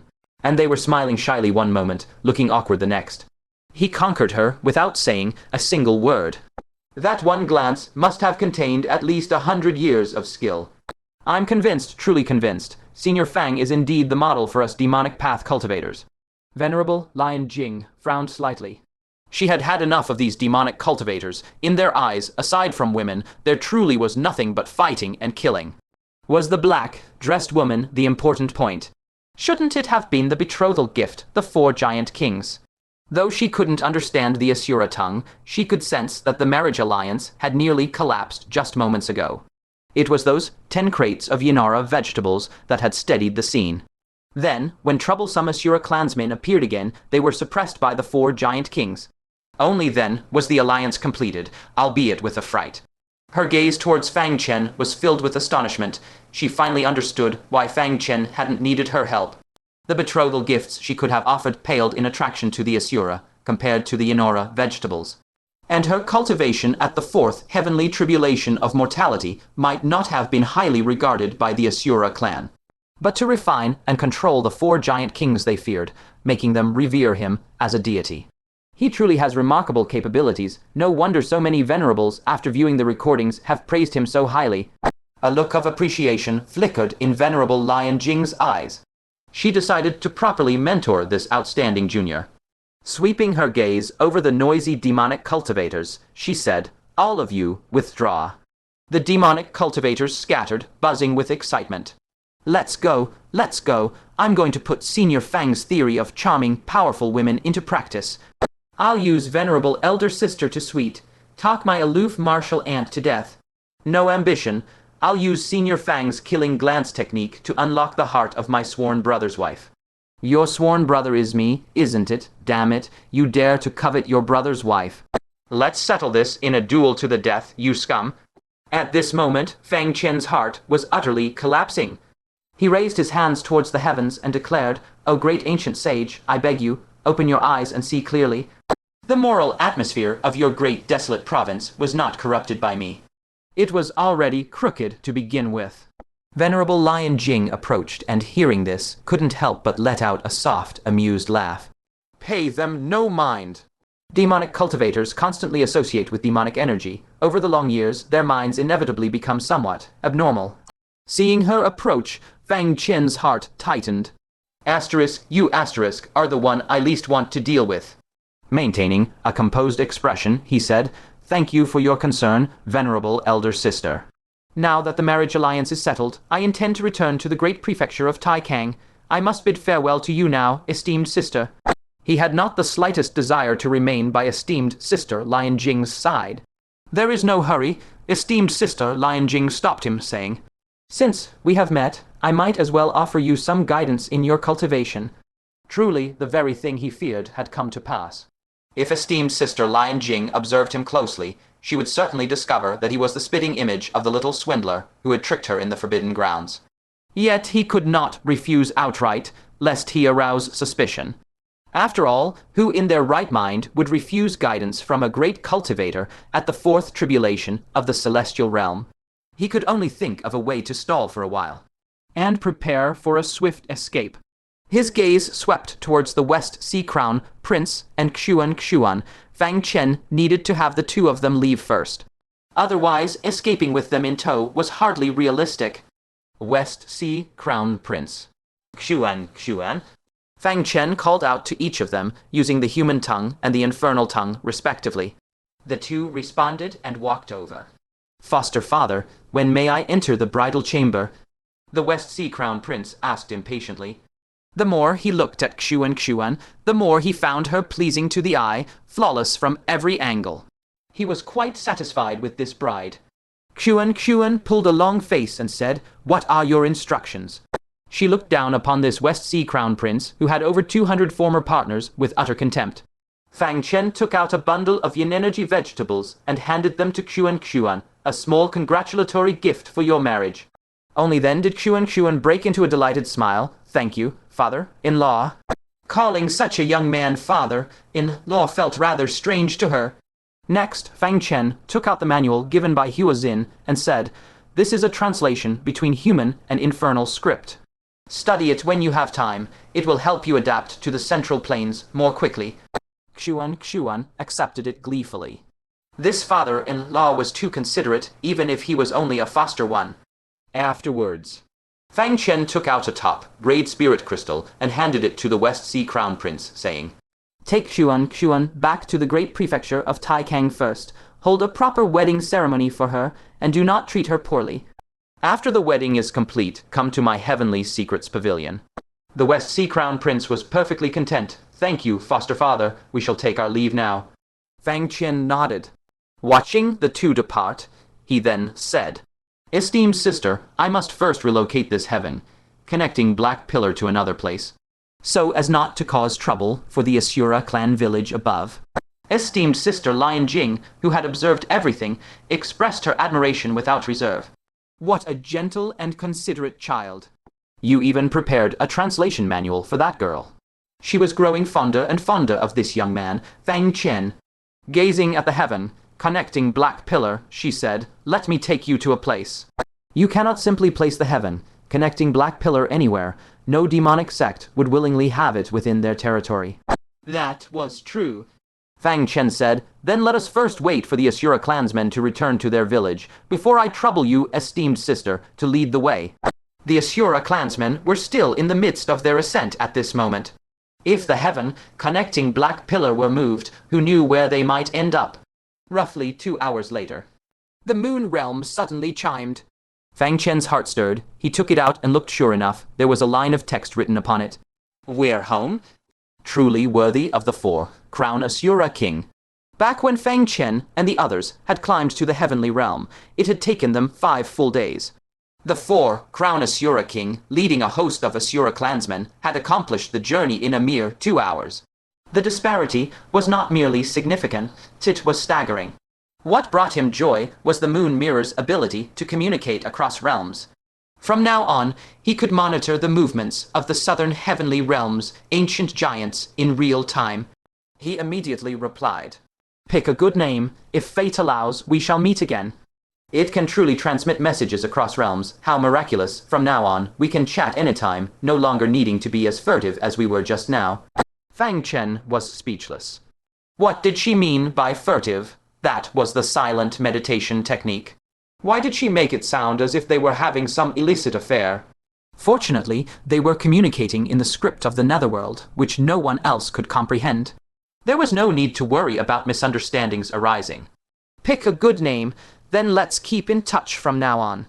All right, by the way, my younger sister may have descended to the lower realm. The strange sensation I felt has weakened considerably. It's just as you said, after crossing realms, the psychic connection is mostly severed. This feeling of liberation is truly wonderful. Fang Chen was secretly astonished. Lu Zhu had already arrived in the great province of Taikang. This was not good news at all. That woman was a genuine too, crown Asura king. Apart from the grand libationer, no one could subdue her. Pick a good name, understood. I will think of a way to handle it. I haven't used that memory racing talisman you gave me yet. Don't let her come back. And don't, like last time, kiss and touch her all over again. I would sense it. Fang Chen's old face flushed red. Good heavens, was this something that could be said within the moon mirror? Thankfully, none of them understood the script of the netherworld. But who could have known? At that very moment, the moon mirror erupted into a frantic, dense series of beeps. The main wife. Flower thicket. Death diary. Blossoming wealth. Never a mood killer. Brother, you have shocked me. Fang Chen was utterly bewildered. You can understand what we were talking about. Flower thicket. Martial uncle, why? You should be more careful. The turncoat is right here translating for us. Sister Liu is very angry right now. Fang Chen's mind buzzed. Damn. How could he have forgotten about the turncoat? It had spent a not insignificant amount of time on the 10th floor of the Heavenly Secrets Pavilion with the Asura King Yu and the young master. By constant exposure, it should have learned a fair amount of the Netherworld script. Blossoming wealth, I've known the Netherworld script for a long time. Today is the first time I've seen others use it to communicate. I just never expected the content to be so explosive. Fang Chen's vision swam. He nearly toppled over on the spot. Had his private chat with Hongzhu just been publicly executed? How are there other people here, and all those question marks they typed? Is it because they understood what I said? Hongzhu also sensed that something was amiss. Pick a good name. What do you think? In the celestial realm. As if struck by lightning, Hongzhu flung the moon mirror fragment far away, her cold, pale face rapidly flushing crimson. Behind a pair of gold-rimmed spectacles, her crystalline eyes flickered with panic. She bit her red lips slightly and said, "Why didn't he warn me there were others?" She had thought this was a magical tool for her and Fang Chen to chat privately. Who could have known it was a public channel? Recalling the words she had just written, she covered her face, feeling utterly too mortified to face anyone. Fang Chen's old face also flushed red. Hearing the incessant asterisk ding, ding, ding asterisk notifications, he dared not look at it again. Letting the moon mirror explode with chaos, he directly shut it off and stuffed it into his robes. Venerable Lion Jing asked in surprise, "Are you all right?" Fang Chen cleared his throat dryly. No, I'm fine. The Asura clan has ascended. We should depart at once. Venerable Lion Jing shot a puzzled glance at Fang Chen's thoroughly reddened face, then grabbed him and vanished in a flash. At the same time, in the Central Plains, the Sacred Spirit Province, from a cold, ethereal hole suspended high in the firmament, came waves of delicate, merry laughter. There sat a peerless beauty in immortal robes, a woman in the full bloom of her 20s, upon a soft divan. In her hands she cradled a moon mirror fragment, her expression animated as she scribbled something upon it. From time to time she would cover her mouth, stifling giggles. At the back of her head, a divine halo etched with 5 flame sigils swayed gently with each of her delighted laughs. Great Venerable One, what is the matter? A maidservant, attending her, could not help but voice her concern. In her memory, the Great Venerable One was mostly silent, disinclined to speak with others. When the 10,000 Cloud Sage summoned her last time, she had declined to attend. What had happened today? The morning's events were one thing. While sipping tea and holding the fragment, she had seen some message that made her lose her composure so utterly she spat out her tea. She had even sent her to deliver 100 spirit pill to the great province of Tai Kang. Now it was even more bizarre.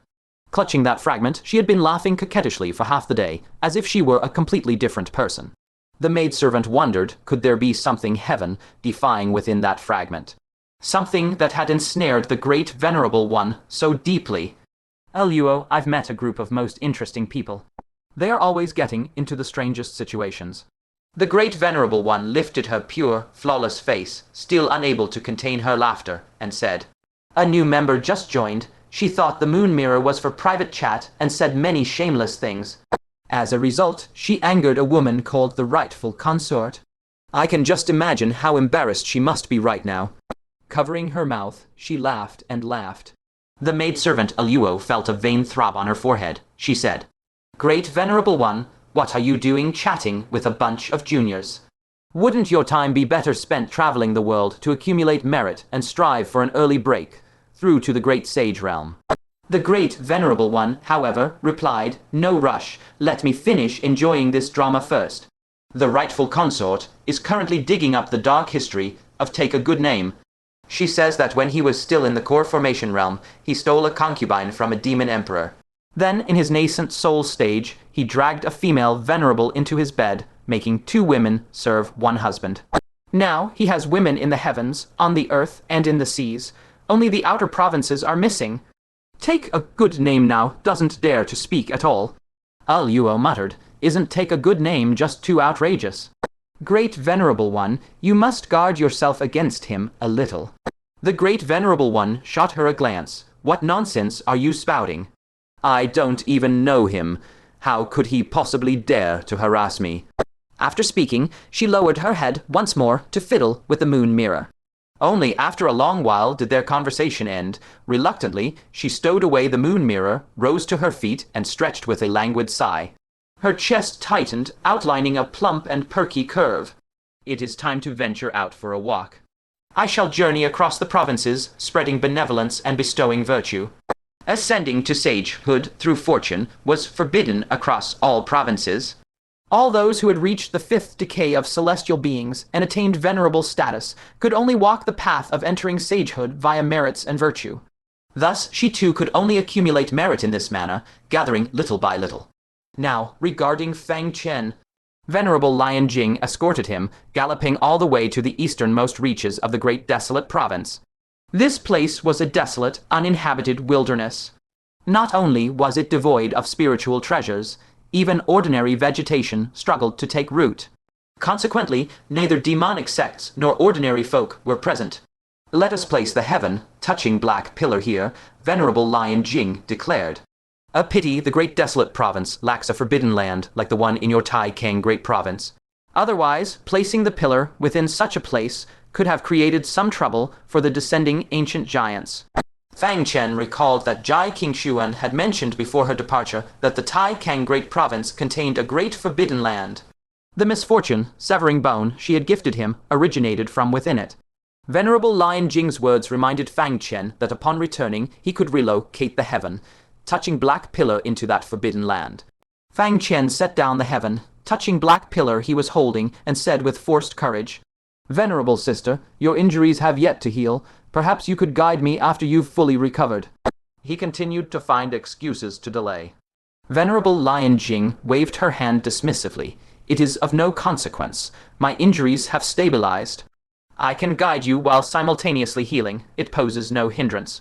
She sat down cross-legged, continuing her healing while simultaneously sensing Fang Chen's cultivation level. She exclaimed in surprise, "A Phi, Vaporture nascent soul as well, and also cultivating the Tao of Thunder. What a coincidence." Fang Chen nearly broke out in a cold sweat. "Venerable sister, what are you talking about?" Fortunately, Venerable Lion Jing did not connect the two individuals together. After all, one was a heroic youth who fearlessly charged into the celestial realm, unafraid of sacrifice. The other was a little swindler. The two were polar opposites. No normal person would consider them to be the same individual. "A wretched fellow, I owe all these injuries to him. Once I've recovered, I'll cleave him in two with a single sword strike. Enough about him, let me temper your realm." With a thought from her, numerous mirrors materialized around her, all simultaneously reflecting Fang Chen. Then, one after another, figures of Fang Chen stepped forth from the mirrors. Without a word, they unleashed a barrage of Fang Chen's own divine abilities, attacking with lethal intent. Fang Chen immediately understood Venerable Lion Jing was utilizing her own domain to create powerful adversaries for him, aiming to rapidly temper his current realm through fierce combat. "My thanks, venerable sister." Suppressing the unease in his heart, Fang Chen could only charge forward to meet them. Soul-searing spike. Indestructible blade. Black heaven's gaze. Solemn prisoning chains. Several immensely powerful secret arts assailed Fang Chen. Instantly, they had Fang Chen utterly flustered and in a sorry state. These secret arts felt wonderfully satisfying when he used them against others. Only when they were turned upon himself did he realize how troublesome they truly were. Within 3 to 5 exchanges, he was bombarded by his own shadows, forced to retreat repeatedly. Fortunately, his reactions were swift, allowing him to barely steady his footing and engage in a desperate struggle against them. Venerable Lion Jing watched, utterly astonished. The Tao of the soul, the Tao of thunder, the Tao of body refinement, and how is there even a stealth technique? How can there be a fire origin essence as well? What, there's a wind origin essence too? And so many spirit tools. At some point, she had already risen to her feet in shock, her eyes filled with profound disbelief as she stared at Fang Chen. She had thought this was merely an ordinary trial, but who could have imagined Fang Chen would display such astonishing methods? It was one thing to have cultivated numerous top-tier divine abilities, but to have mastered *2* origin essences. Some venerables who had just entered the deity transformation realm hadn't even managed to comprehend a single origin. And the strange spirit tools he wielded emerged one after another without end. Sensing the powerful fluctuations erupting from him, she was secretly astonished. What is this kid's background? Are we sure there isn't a great venerable, or even a sage, backing him? With strength like this, even an ataperture nascent soul would likely struggle to gain the upper hand. After a long moment of astonishment, she couldn't help but begin to ponder. Such exceptional talent, perhaps I should bring him back to the young Emperor Mountain. Isn't Fenger currently recruiting talents from across the land? He would surely appreciate someone of this caliber. Her eyes flickered with thought. She resumed her cross-legged sitting position, tending to her wounds while observing the life and death struggle between Fang Chen and his shadow clones. Time flashed by 5 days in the blink of an eye. On this day, Fang Chen was utterly exhausted, yet a fierce light of excitement danced in his eyes. Compared to the slaughter steel of the giant family, battling his own shadows was far more arduous and perilous. In these brief 5 days, he had completely solidified his foundation. Now all he needed was a potent surge of resources to open his 6th aperture. Venerable Lion Jing had long since recovered from her injuries. She waited quietly for Fang Chen to finish his trial, a sharp gleam in her eyes as she said, "Fang Chen, your foundation is now stable. You can attempt the break through to the 6th aperture nascent soul at any time. I did not bring the necessary resources with me. How about you accompany me back to Tianzhu? I will find a way to procure them for you." A great cultivator at the fourth heavenly tribulation of the celestial realm, and she didn't have such resources on hand. Wasn't this clearly a ploy to lure him to Tianju? Fortunately, Fang Chen had his own resources prepared. He cupped his hands respectfully. This junior is deeply grateful for your kindness, venerable sister. However, I have already prepared the materials for my breakthrough. With that, he flipped his palm, and a dragon marrow seed appeared. An ancient spiritual treasure guaranteed to allow a breakthrough of one minor realm for any cultivator at the mid-nascent soul stage or below. He had gifted it to several others for their use. Only he himself had never consumed it. His purpose was to save it for this very moment, to use when charging towards the final stage of mid-nascent soul, the sixth aperture realm. Today, it could finally be used. A dragon marrow seed. Venerable Lion Jing's face showed surprise. You even possess an ancient treasure thought lost to time. I have indeed underestimated you. She had still been thinking of luring Fang Chen to the young Emperor Mountain with the promise of resources. But it turned out he had no need of them. She had spoken of wanting to mentor him, but in the end, all she had done was help temper his foundation. She no longer insisted on Fang Chen returning to the young Emperor Mountain. But the care she felt she owed him still had to be given. Sensing his affinity for the Tao of Lightning, she said, "How vexing. I gave all my lightning essence to that little swindler. You continue your break through here. I will go find him and retrieve that lightning essence for you." Having spent 5 or 6 days together without her recognizing him, Fang Chen had long since relaxed his guard. His eyes shifted slightly as he spoke. "Esteemed sister, as the saying goes, it's better to resolve enmity than to let it fester. Could you elaborate for me, sister, on how exactly this junior has been so detestable?" It was rare for Fang Chen to take the initiative to ask. After a moment's thought, the venerable Lion Jing decided not to conceal anything and laid out the entire affair. Fang Chen inquired, "Esteemed sister, is your anger directed at him for ruining your plans?" The venerable Lion Jing shook her head. "That is part of it, but not enough to breed true hatred. He opposed me to protect the venerable Wu Tong. To be honest, that is rather admirable. With his meager cultivation, he dared to throw himself before my sword. What if the great sage's protective law had failed?" Fang Chen was puzzled. "Then what is it that angers you about him?" The venerable Lion Jing's expression cooled slightly. "I am angry at myself for being led around by a mere junior. He deceived me, claiming to be a disciple, nephew of the venerable Wu Tong. I actually believed him and even gifted him my thunder essence. I feel as though my intelligence has been insulted." She recalled testing Fang Chen's knowledge of the heavenly realm's affairs, and how he had spoken with such convincing authority. He had completely taken her in. The more she thought about it, the more her anger swelled. Fang Chen rubbed his nose and said, "Well, I rather think he had no other choice. A junior like him, a mere apertured nascent soul cultivator, venturing into the forbidden lands to fulfill an agreement, he was already treading with utmost caution. Then, out of nowhere, appears a venerable sister as beautiful as you are powerful. How could he not be terrified? To protect himself, he was forced to fabricate a false identity. In truth, he bore no malice." The venerable Lion Jing was amused by his words. She poked his forehead and said, "You little rascal, you truly have a silver tongue. I'm over 40 years old, and here you are, flattering my beauty with a guilty conscience. Those demonic cultivators spreading rumors about you, and the girl in black truly weren't wronging you." Though she said this, the sternness on her face softened considerably. Even at her age, hearing the word beautiful was still difficult to remain unmoved by. "Enough, for your sake. I shall not make things difficult for him, as long as he returns the thunder essence." Fang Chen secretly breathed a sigh of relief, having finally averted a monumental crisis for himself. He cupped his hands and said, "Sister Venerable is magnanimous, and will surely grow ever more youthful." The venerable Lion Jing could no longer bear his smooth talk. "Stop calling me sister. I could be your mother. Save your sweet words for the young maidens. I'm leaving now, to go find him." Fang Chen paused, puzzled. "Esteemed sister, you know where he is." The venerable Lion Jing scoffed. "What's so difficult about that?" "That little swindler took my thunder essence. Even if he fled to the ends of the earth, he could not escape. Today I shall teach him a lesson.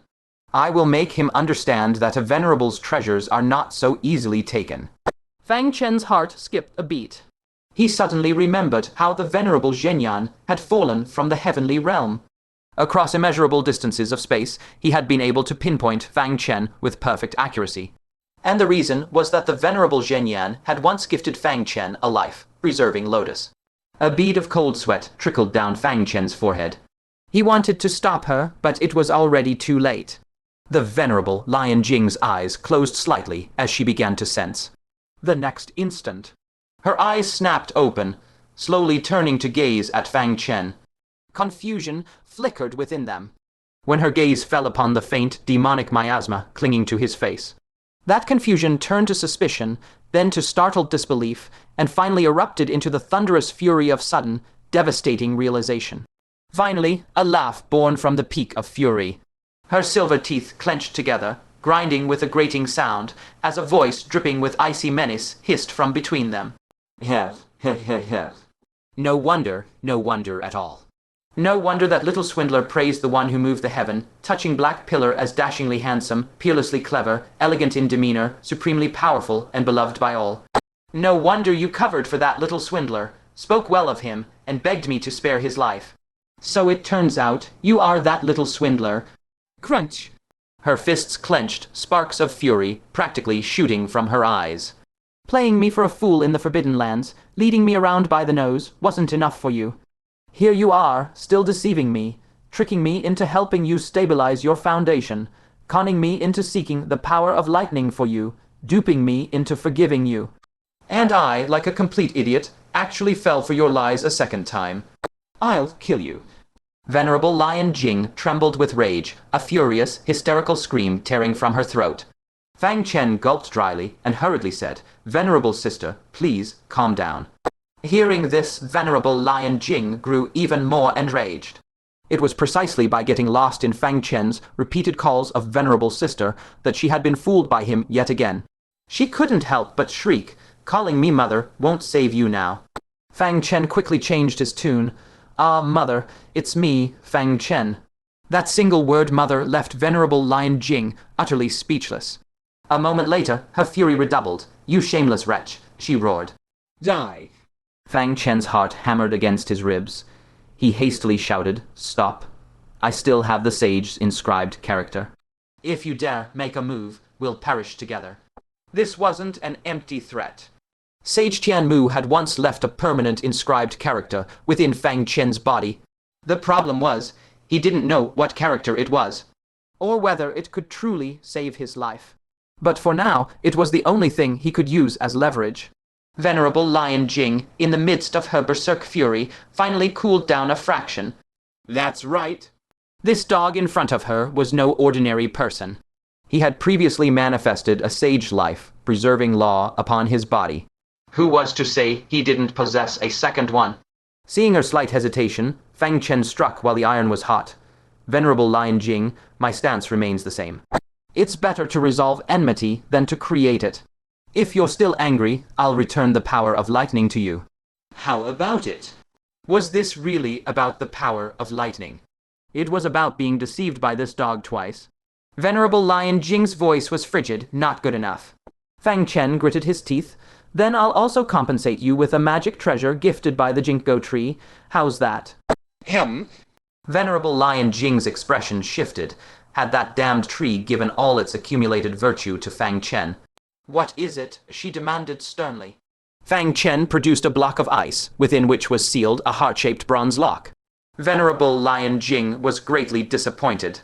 But she wasn't one to refuse a gift. This was, after all, a high-grade spirit artifact, and one that had been used by Venerable Wutong. It was surely extraordinary. She'd trick it out of his hands first, then decide what to do. Her gaze shifted, and she said, "Fine, give it to me, and all grudges will be settled." Fang Chen said suspiciously, "Swear to the heavens.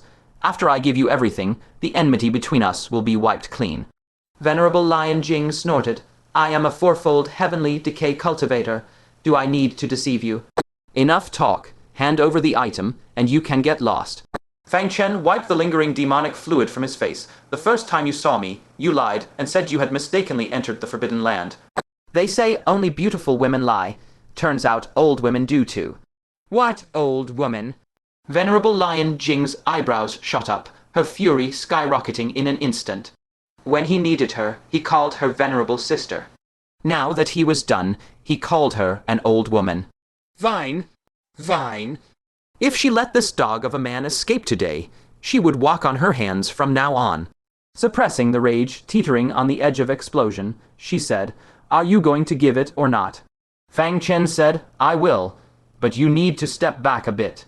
Give me a chance to flee. Otherwise, you might take the item, turn hostile, and I wouldn't have time to run." Venerable Lion Jing's eyes flickered. How far back? Fang Chen pointed toward the horizon. The edge of the sky will do. Venerable Lion Jing sneered inwardly. Asterisk, you dog, you think this is a matter between nascent soul cultivators? Asterisk. A distance with insight might be considered significant for the nascent soul realm, but for a venerable, it's but the blink of an eye. You've miscalculated. Suppressing the glee in her heart, she feigned displeasure. You want to send me that far? You won't try to run, will you? Fang Chen said, I have no choice. You are a venerable, and I am but a mere nascent soul cultivator. If you don't stand far away, I feel no sense of security. Venerable Lion Jing pretended to hesitate. After a long moment, she gritted her teeth and said, Fine, if you dare play tricks, you'll see how I deal with you. Then she flew leisurely toward the horizon. Fang Chen remained where he was. Only after confirming she had reached the sky's edge did he dare allow a faint smile to touch his lips. Silently, he retrieved the bronze locust and the life-preserving lotus. Old woman, do you really think I've never dealt with a venerable before? This distance is nothing to you. But I am no pushover either. Without another word, he activated the bronze locust. The artifact swelled with the wind, carrying Fang Chen in a mighty leap that instantly teleported him 500 miles away. The next moment, sensing something amiss, Venerable Lion Jing teleported back from the horizon. Her face was livid, her fists clenched so tightly they cracked, and she shrieked. She had been fooled again. She would bet Fang Chen absolutely knew that the horizon's distance was no obstacle for her. He had merely been playing the fool, lulling her into lowering her guard. To seize the chance to activate his teleportation treasure. I'll tear you apart. Venerable Lion Jing was truly enraged. Fooled once, fooled again, each deception a new flavor of humiliation. Did he think a fourfold heavenly decay venerable was easy to bully? Burning with immense fury, she closed her eyes for a brief sensing and immediately locked onto Fang Chen's location. But she did not teleport in pursuit. Instead, the divine halo behind her head began to flicker and pulse erratically. A colossal mirror materialized, hanging inverted in the sky. With a soaring leap, she miraculously plunged into the mirror's surface. 500 miles away. Fang Chen's head spun, his vision swimming. Even though it wasn't his first time using the bronze locust, the violent backlash from the teleportation still left him utterly wretched. He opened his eyes and swept his gaze across his surroundings. He discovered he had teleported into the heart of an oasis.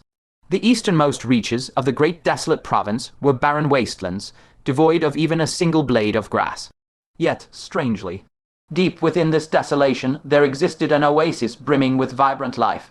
A perfectly circular lake lay before him, like a colossal pearl embedded within the neighboring desert. The lake's shores were lush and verdant, teeming with green vegetation. Fang Chen drew in a breath of the crisp, clean air, and his spirit immediately felt refreshed and invigorated. He glanced back in the direction from which he'd come, a faint smirk tugging at the corner of his lips. Old hag, let's hope we never meet again. A distance of 500 li even a venerable would require several breaths to traverse it. That was more than enough time for him to activate his life, preserving Lotus, and make his complete escape. Without a second thought, he channeled his energy into the life, preserving Lotus cradled in his palm. One by one, the pink lotus's petals began to unfurl. Tendrils of spatial power seeped out from within. But just as it was on the verge of a successful activation, an invisible, crushing pressure descended upon him. The life-preserving lotus, mid-activation, was forcibly interrupted. Its petals snapped shut once more, sealing away the spatial power. Simultaneously, a low, rumbling voice, like the prelude to a volcanic eruption, echoed down from above his head. Fang Chen's entire body went rigid. Tilting his head back, he saw a mirror had appeared in the sky, though he knew not when. From within the mirror, a figure clad in black robes drifted down gracefully. Who else could it be but venerable Lion Jing? Fang Chen's eyes widened in disbelief. Your domain can be used like this asterisk. Venerable Lion Jing's face was ashen, her eyes like twin volcanoes. There are far more interesting ways to play. I'll play with you slowly. She ground out the final 3 words through clenched teeth. A chill ran down Fang Chen's spine. He offered a sheepish smile and retrieved the block of ice containing the heart-shaped bronze lock. Venerable sister, I was just playing a little game of hide and seek with you. Since you've found me, this treasure is rightfully yours. He tossed the block of ice toward her. Venerable Lion Jing raised a palm and caught it. A single, sweeping glance from her phoenix-like eyes was enough to discern the object sealed within the ice. It was the lock. And it looked somewhat familiar, as if she'd seen it somewhere before. But now was not the time for inventorying magical treasures. She would slaughter this dog of a man first and ask questions later. She stuffed the ice block into her spatial storage artifact, her eyes narrowing to dangerous slits. A glint of perilous light sparked within their depths. Seeing this, Fang Chen's heart settled with immense relief. Excellent, the misfortune in transfer lock had successfully reached Venerable Lion Jing.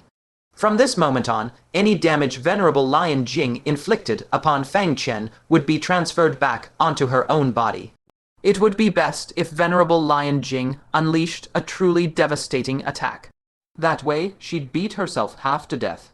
With this thought in mind, why would Fang Chen show any further courtesy? He goaded her. Old hag, you've taken the treasure. Why are you still glaring at me? Trying to go back on our deal. Hearing Fang Chen, this fool with a death wish, call her old hag yet again, the dangerous glint in Venerable Lion Jing's eyes intensified. Her voice was ice. Fang Chen, you brought this upon yourself. Whoosh! Her figure vanished on the spot, leaving only a fading afterimage. Fang Chen's heart instantly began to pound wildly. It's here. Whether he could escape this predicament depended entirely on how ruthlessly Venerable Lion Jing intended to strike him down. In the span of a breath, Fang Chen felt his entire body solidify. It was the terrifying aura of Venerable Lion Jing enveloping him, stripping him of all power to resist. Just like when he had been ensnared by Venerable Evil Crow before. This suffocating sensation caused his very breath to halt. Time itself seemed to freeze in that moment. Fang Chen's eyes widened, awaiting the effect of the binding lock. Suddenly, the figure of Venerable Lion Jing materialized out of thin air before Fang Chen. She raised her palm arm extending forward, appearing intent on personally piercing through Fang Chen's chest. What puzzled Fang Chen was this. Venerable Lion Jing remained frozen in that posture, making no further move. Her eyes flickered violently, as if locked in a fierce internal struggle. It seemed as though some immensely powerful force was contending with her for control of her own body. Fang Chen was stunned. What was happening? He hadn't done anything. Before he could comprehend the situation, Venerable Lion Jing suddenly moved. Her hand rose, reaching towards Fang Chen. But not to kill him. Instead, she gently stroked his face. Fang Chen was utterly petrified on the spot. What is she doing? He was somewhat frightened and hastily retreated, warily asking, Venerable Lion Jing, is that you? Why did it feel like the Venerable before him was possessed by some evil influence? After touching Fang Chen's face, Venerable Lion Jing instantly regained her clarity. She gasped for breath several times rapidly, her gaze towards Fang Chen now filled with gravity, the Sage Law. You truly possess the Sage Law upon you. She had thought Fang Chen was deceiving her once again. Yet this time it was real. Fang Chen was taken aback. What Venerable Lion Jing had been resisting was actually the sage's inscription. Overwhelming joy surged within his heart. Sage Tianmu had indeed left a life-preserving inscription for him. However, why was the inscription's effect so peculiar? It had forcibly commanded Venerable Lion Jing to stroke his face. What kind of inscription was this? Nevertheless, it was confirmed to be a life-preserving law. His anxious heart finally settled. Coupled with the binding lock, he now had dual safeguards before Venerable Lion Jing. His safety was utterly assured. He let out a long sigh of relief and couldn't help but laugh. Venerable Lion Jing, it seems you are powerless against me. I have a small suggestion. Perhaps it would be best if you returned to where you came from. Venerable Lion Jing was so furious, her lungs felt ready to explode. Had the Sage of Heavenly Eyes gone blind, why would he carve protective inscriptions for such a dog-like creature? The more she thought about it, the angrier she became, and she couldn't help but curse, "You little cur, today I." No sooner had the curse left her lips than the sage's inscription activated once more. An invisible law enveloped Venerable Lion Jing, plunging her back into a state of struggle. Her cursing words ceased, and even her tone became unnaturally gentle as she said, "Young Master Fang, this humble one is quite taken with you." Only after she finished speaking did that law recede. Fang Chen stood frozen in place, utterly dumbfounded. What heaven-defying words had he just heard? He hastily retreated, putting distance between himself and Venerable Lion Jing, his face full of wariness. "Venerable Lion Jing, you mustn't act recklessly." Having regained control of her speech, Venerable Lion Jing was also terrified, hurriedly stepping back to distance herself from Fang Chen. Flushed with a mix of shame and fury, she cried out, "That wasn't me. It was the sage's inscription on your body that controlled my words." What kind of inscription is that on you? How could this happen? First, she had touched Fang Chen's face, and now she had uttered such shameless, unrestrained words. Fang Chen was also a bit bewildered. Just what words had the Sage of Heavenly Eyes carved on him? How could it have turned Venerable Lion Jing into this state? He ventured cautiously, "Venerable Lion Jing, how about you try hitting me in different ways? To confirm what the inscription actually is." Venerable Lion Jing was afraid. How could she dare strike Fang Chen now? Before her blow could even land on him, she would be controlled by the sage's inscription. Yet she also wanted to figure out what bizarre inscription Fang Chen carried. With a thought her domain activated, a mirror materialized before her, and she shone its light upon Fang Chen. Fang Chen's figure did not appear within the mirror. Instead, it reflected a line of characters shimmering with faint golden light and brimming with the power of law. To strike is to show affection, to curse is to show love. Upon seeing these words, Venerable Lion Jing finally understood why her actions had been so peculiar. This inscription was specifically targeted at women. Whoever struck Fang Chen would grow close to him. Whoever cursed him would fall in love with him. Venerable Lion Jing's face flushed crimson with shame and anger, utterly shameless. To have a venerable carve such a brazen inscription for you. Fang Chen stood there, stunned. His mind was struggling to process it all. He had imagined countless possibilities for what the Sage of Heavenly Eyes might have inscribed. He had never considered it would be this particular phrase. Recalling carefully when he had asked the Sage of Heavenly Eyes what was inscribed, the sage had only offered a mysterious smile, saying he would like it. Presumably, at that time, he had been holding Yu Mingzhu with one hand and carrying the injured, unconscious Xia Keoj with the other. The Sage of Heavenly Eyes, for the sake of his future domestic harmony, had thus left this sentence within him. However, even the Sage of Heavenly Eyes had not anticipated that the inscription's first effect would not manifest with one of his women, but rather with a female enemy who was hunting him down. As for whether he liked it or not, searching his heart, he had to admit he rather did. Of course, he would have liked it more if the female enemy weren't quite so mature. Fang Chen said awkwardly, "The sage carved that himself. It has nothing to do with me." Venerable Lion Jing gritted her teeth and seethed with anger. "Cease your sophistry. If not for your pleas, would the sage have inscribed such a shameless law? You vile, despicable, shameless, lying scoundrel." The moment the words left her lips, she sensed disaster. But it was already too late. The sage's inscription activated once more. Venerable Lion Jing hastily cried out, "Don't." She tried to cover her mouth, but she could not stop herself from uttering words that filled her with utter shame and fury. "This humble one likes young Master Fang far too much." After speaking, Venerable Lion Jing covered her face and shrieked in a frenzy, "Fang Chen, go die." If she were a young maiden, it might be somewhat forgivable. But she was already of a venerable age. To be controlled by the sage's inscription into saying such shameless words. Fang Qian also felt a wave of intense awkwardness. He hurriedly glanced around and said, "Stop shouting. Are you afraid no one will hear your wanton words?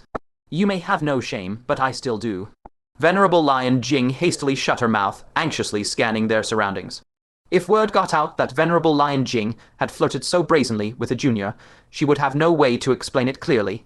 After all, who would dare believe a sage's inscription as absurd as hitting is intimacy, scolding is love could exist? Fortunately, this place was utterly desolate. No one would come. Gurgle, gurgle. Suddenly, from the lake in the oasis below, several bubbles surfaced. The expressions of both Fang Qian and Venerable Lion Jing froze simultaneously. There was a living being in the lake. Venerable Lion Jing urgently shouted, "Who dares eavesdrop? Show yourself." Splash. A spray of water churned. A majestic, middle-aged man emerged, his body wreathed in dual auras of ice and fire, a divine halo shimmering behind his head. He surfaced with an awkward expression. In his hand, he also held a black, robed venerable, barely alive, and stained with swirling, ominous demonic fluids. Who else could these two be? None other than the Ice-Fire Demon Monarch and the Soul, refining Venerable. The Ice-Fire Demon Monarch had pursued the Soul, refining Venerable all the way from the Taking Grand Province to the Great Desolate Province. Later, they had even trespassed into a forbidden land. But why was he here? The Ice-Fire Demon Monarch also seemed somewhat embarrassed, clearing his throat. Fang Qian, what a coincidence. Let me state for the record, I did not intentionally eavesdrop on your conversation. I merely came to use the province-level teleportation array here. I didn't expect you to arrive at the same time. Province-level teleportation array. Fang Qian stared in astonishment at the circular lake. The Ice-Fire Demon Monarch flicked a finger, releasing a surge of powerful frigid energy that instantly froze the lake solid before shattering it into a glittering spray of ice crystals. The lake bed was thus revealed. Etched upon it was a massive teleportation array, covered in intricate, glowing inscriptions. The array here leads directly to the western sea of the Taikang Grand Province. Only then did Fang Qian suddenly understand. A lake in the midst of such desolate land. So it was connected to the seabed of the Western Sea. It is likely that when someone activated a teleportation array in the Western Sea, a portion of the seawater was transported across realms along with it, and over time, this formed the teleportation array. The Ice-Fire Demon Monarch was currently preparing to return to the Tai Kang Great Province when Fang Qian and Venerable Lion Jing happened to arrive. And they overheard their conversation. If it were anyone else who had heard, Fang Qian wouldn't have cared much. But the Ice-Fire Demon Monarch was returning to the Celestial Mechanism Pavilion. What if he went back and started spouting nonsense?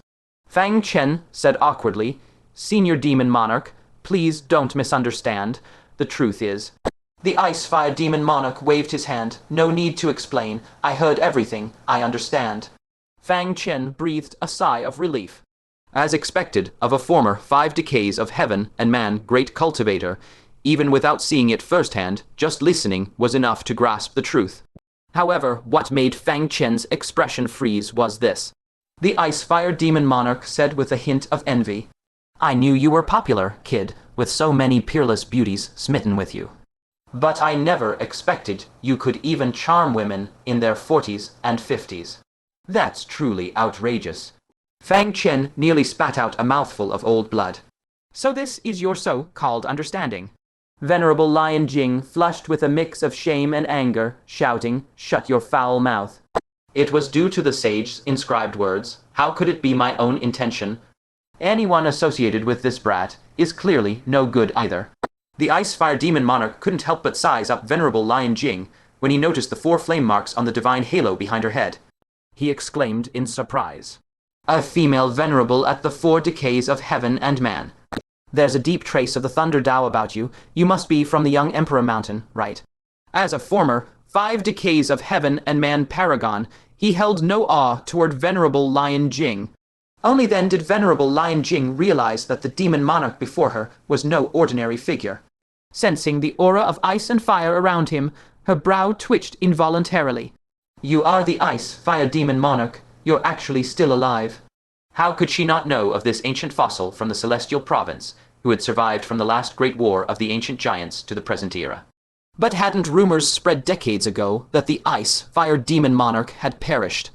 Not only was he not dead, but the divine halo behind him also faintly showed signs of renewed vitality.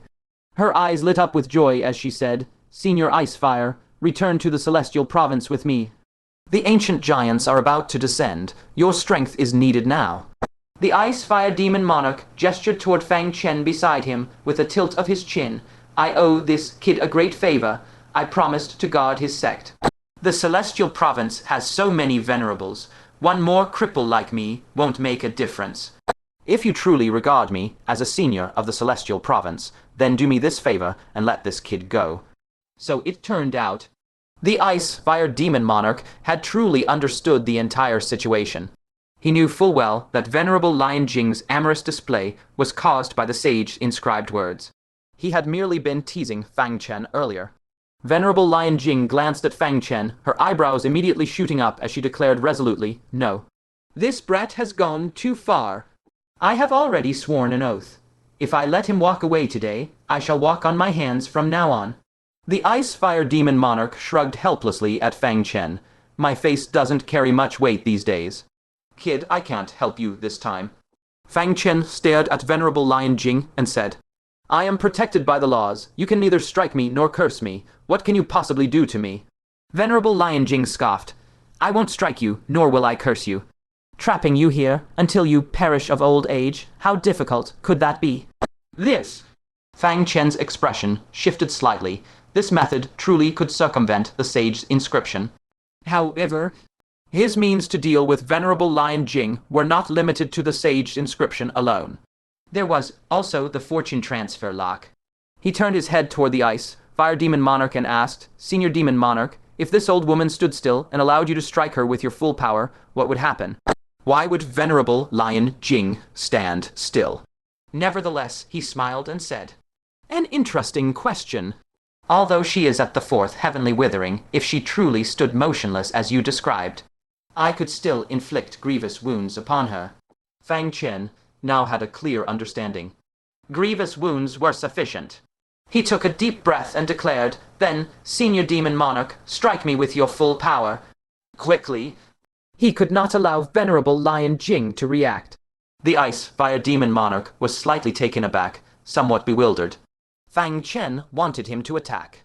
His full-force strike would surely reduce Fang Chen to nothing but dust and bones.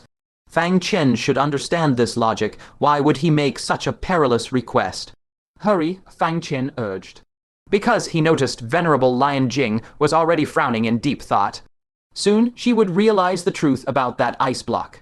A sharp glint flashed in the ice, fire demon monarch's eyes. Someone as clever as Fang Chen would not act foolishly. Making such a request must have a reason. Hearing his urgent plea, the ice-fire demon monarch hesitated no longer. He decisively unleashed his domain, striking Fang Chen fiercely, and shouted, "Be careful!" The ice-fire demon monarch's domain was far more potent than that of an ordinary venerable. This was the source of his confidence in grievously wounding a fourth heavenly withering cultivator. As the terrifying domain enveloped his body, Fang Chen felt every drop of his blood tremble. The aura of death seeped into every corner of his being. It was as if he had plunged into an icy river, his entire body pierced by bone-chilling cold. But before he could fully register the agony, the next moment, all sensations vanished instantly. Immediately after, Venerable Lion Jing, standing nearby, suddenly let out a pained groan. The injuries that should have manifested on Fang Chen's body appeared instead on Venerable Lion Jing. Half her skin was scorched, the other half frostbitten. Within her, the ice-fire domain ravaged her internal organs. The sudden excruciating pain caught Venerable Lion Jing completely off guard. She groaned repeatedly, "Fang Chen, what have you done to me?" Suddenly, she remembered something, and hastily retrieved the ice block. Staring intently at the heart-shaped copper lock inside, she finally understood what it was. This is a spiritual artifact from a venerable of my young Emperor Mountain, called the Fortune Transfer Lock. No wonder it looked somewhat familiar. It was that kind of treacherous object. Fang Chen's earlier act was not compensation at all. He had clearly deceived her once more. Realizing she had been fooled yet again, Venerable Lion Jing flew into a rage. You, Fang Chen, I'll kill you. Now she dared not even curse him, much less strike him. With a raised hand, she prepared to unleash her domain, intending to trap him within it. Yet a searing agony erupted within her body, making it impossible to condense her domain. Fang Chen dared not hesitate. He decisively leaped onto the provincial grade teleportation array and urged, "Let's go." The Ice Fire Demon Lord, who was also nursing serious injuries, stared at the mirror, cherishing Venerable in utter astonishment. You can play it like this, he thought. Thank the heavens she's at the fourth heavenly tribulation. If she were a Venerable at the second tribulation, wouldn't she have been utterly screwed to death by Fang Chen? He couldn't help but reassess Fang Chen in his mind. From Shubu Zhu to the soul, refining Venerable, and now to the mirror, cherishing Venerable. This guy had practically conned his way through them all, and each one had been screwed over worse than the last.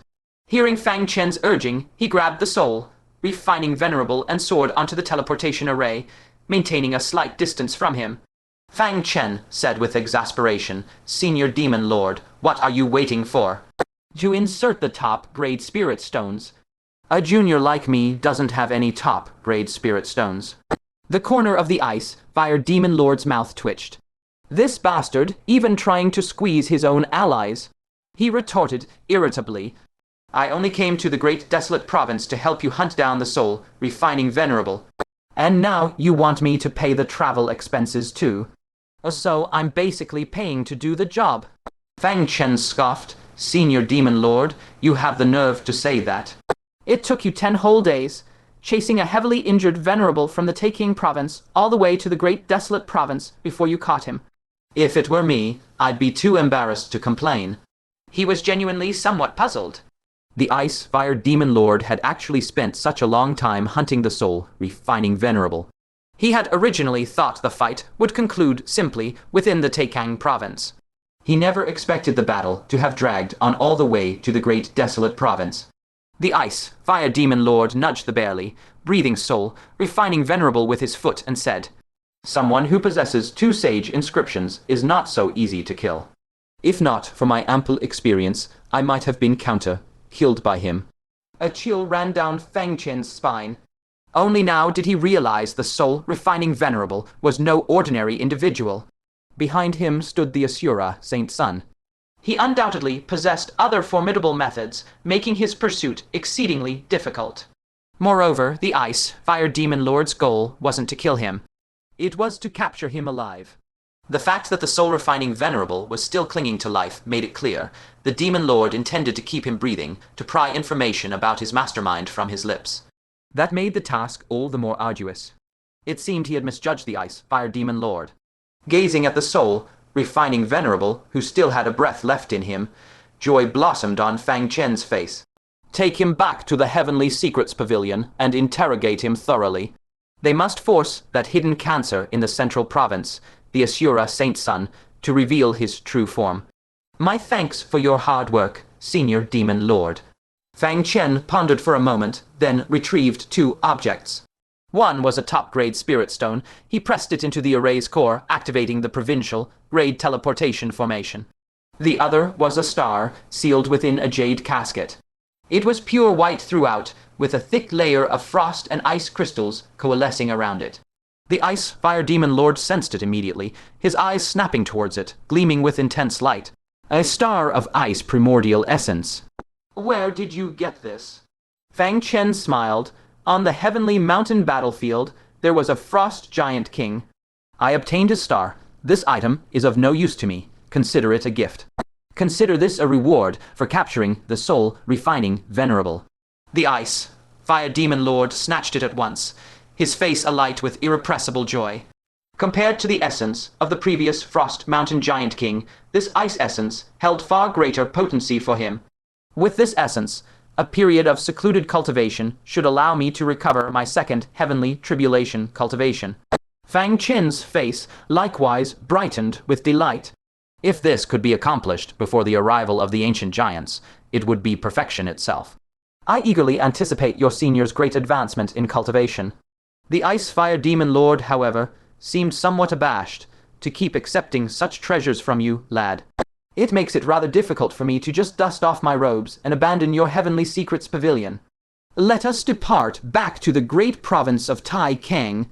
Together we shall interrogate this soul-refining venerable. A brilliant radiance of spatial energy erupted, completely engulfing the two figures. Nearby, the mirror of mercy venerable seethed with fury. Gripping the block of ice, she shrieked. Fang Chen, this lady is not finished with you. But then, even as she screamed, a thin spatial rift suddenly split the void before her. A fishing line with a hook attached snaked out from within. Then, with blatant audacity, it hooked the block of ice in her hand and began to drag it away.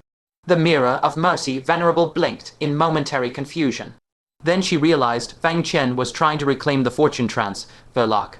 This despicable cur used the fortune transfer lock to land her with grievous injuries, and now he wanted it back.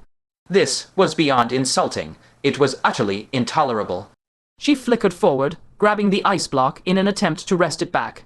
however, An irresistible force from the other end of the line yanked her too into the void. Within the formation. The instant it activated, Fang Chen cast out his void fishing rod, intending to retrieve the fortune transfer lock. The artifact was simply too useful. He couldn't bear to part with it. Sensing a weight on the line, he immediately flicked the rod, reeling the ice block back.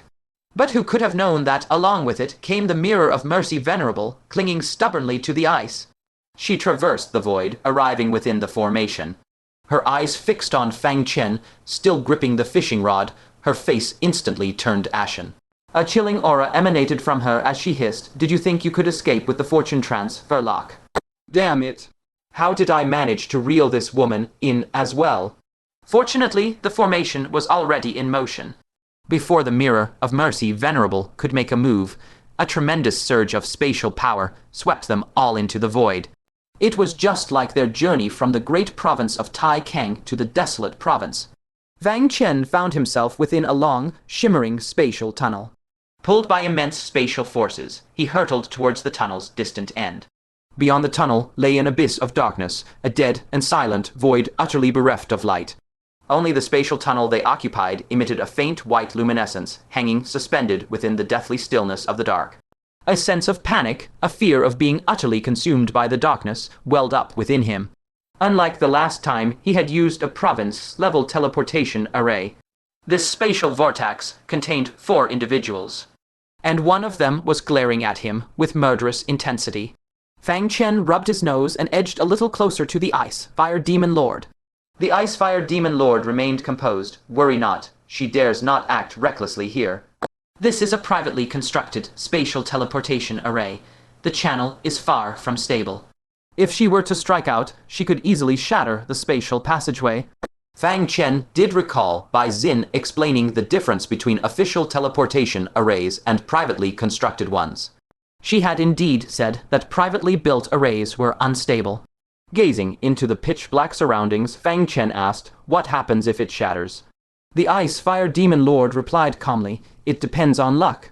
If you're fortunate, you'll be randomly teleported to the nearest great province from the passage. If not, you'll be cast adrift into the void." He did not elaborate on what falling into the void entailed, for the answer was all too clear. Death. Hearing this, Fang Chen straightened his posture, no longer fearing the mirror, pitying Venerable. Eyeing the fortune transfer lock she clung to, he curled his lip, stowed his void fishing rod, and said, "Why are you still holding onto that? If I get injured again, it'll just transfer to you." The mirror, pitying Venerable, snarled viciously, "Once we reach the teleportation site, you're dead." She grabbed a handful of healing pills, stuffed them into her mouth, and chewed with savage force. As she chewed, she glared at Fang Chen. The crunching sound echoed with eerie clarity in the deathly silence of the void. It was as if she were not consuming spirit pills, but devouring Fang Chen's flesh. A faint chill crept up Fang Chen's scalp. This woman had latched onto him. When the teleportation ended, he would need a plan to shake her off and seek refuge at the Imperial Astrology Bureau. In the great province of Tai Kang, only the Grand Wine Sacrificer could handle a woman like her. Just then, Fang Chen caught a faint whiff of something burning.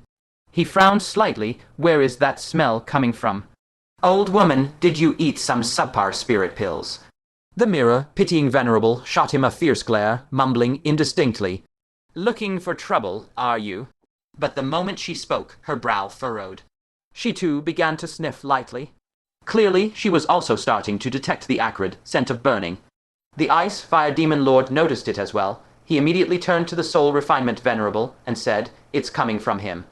Everyone looked over. They saw faint wisps of black mist, barely visible to the naked eye, seeping from the unconscious Soul Refinement Venerable's body. The burning odor emanated precisely from his chest. The Ice Fire Demon Lord tore open his robes, and his pupils contracted sharply. Upon his chest was a dark emblem depicting the head of an Asura clansman. It pulsed faintly, emitting an unstable, flickering black radiance. This emblem was the source of the scorched scent. Fang Chen's expression turned grave. "Senior Demon Lord, did he have this burnt smell before?" The Ice Fire Demon Lord shook his head. It only appeared now. The mirror, pitying Venerable, also gazed at the emblem, her own expression growing tense. They were in the midst of spatial teleportation. There was no room for the slightest mishap. With a thought, a mirror materialized before her. She aimed it at the emblem, and the mirror's surface reflected a stream of information.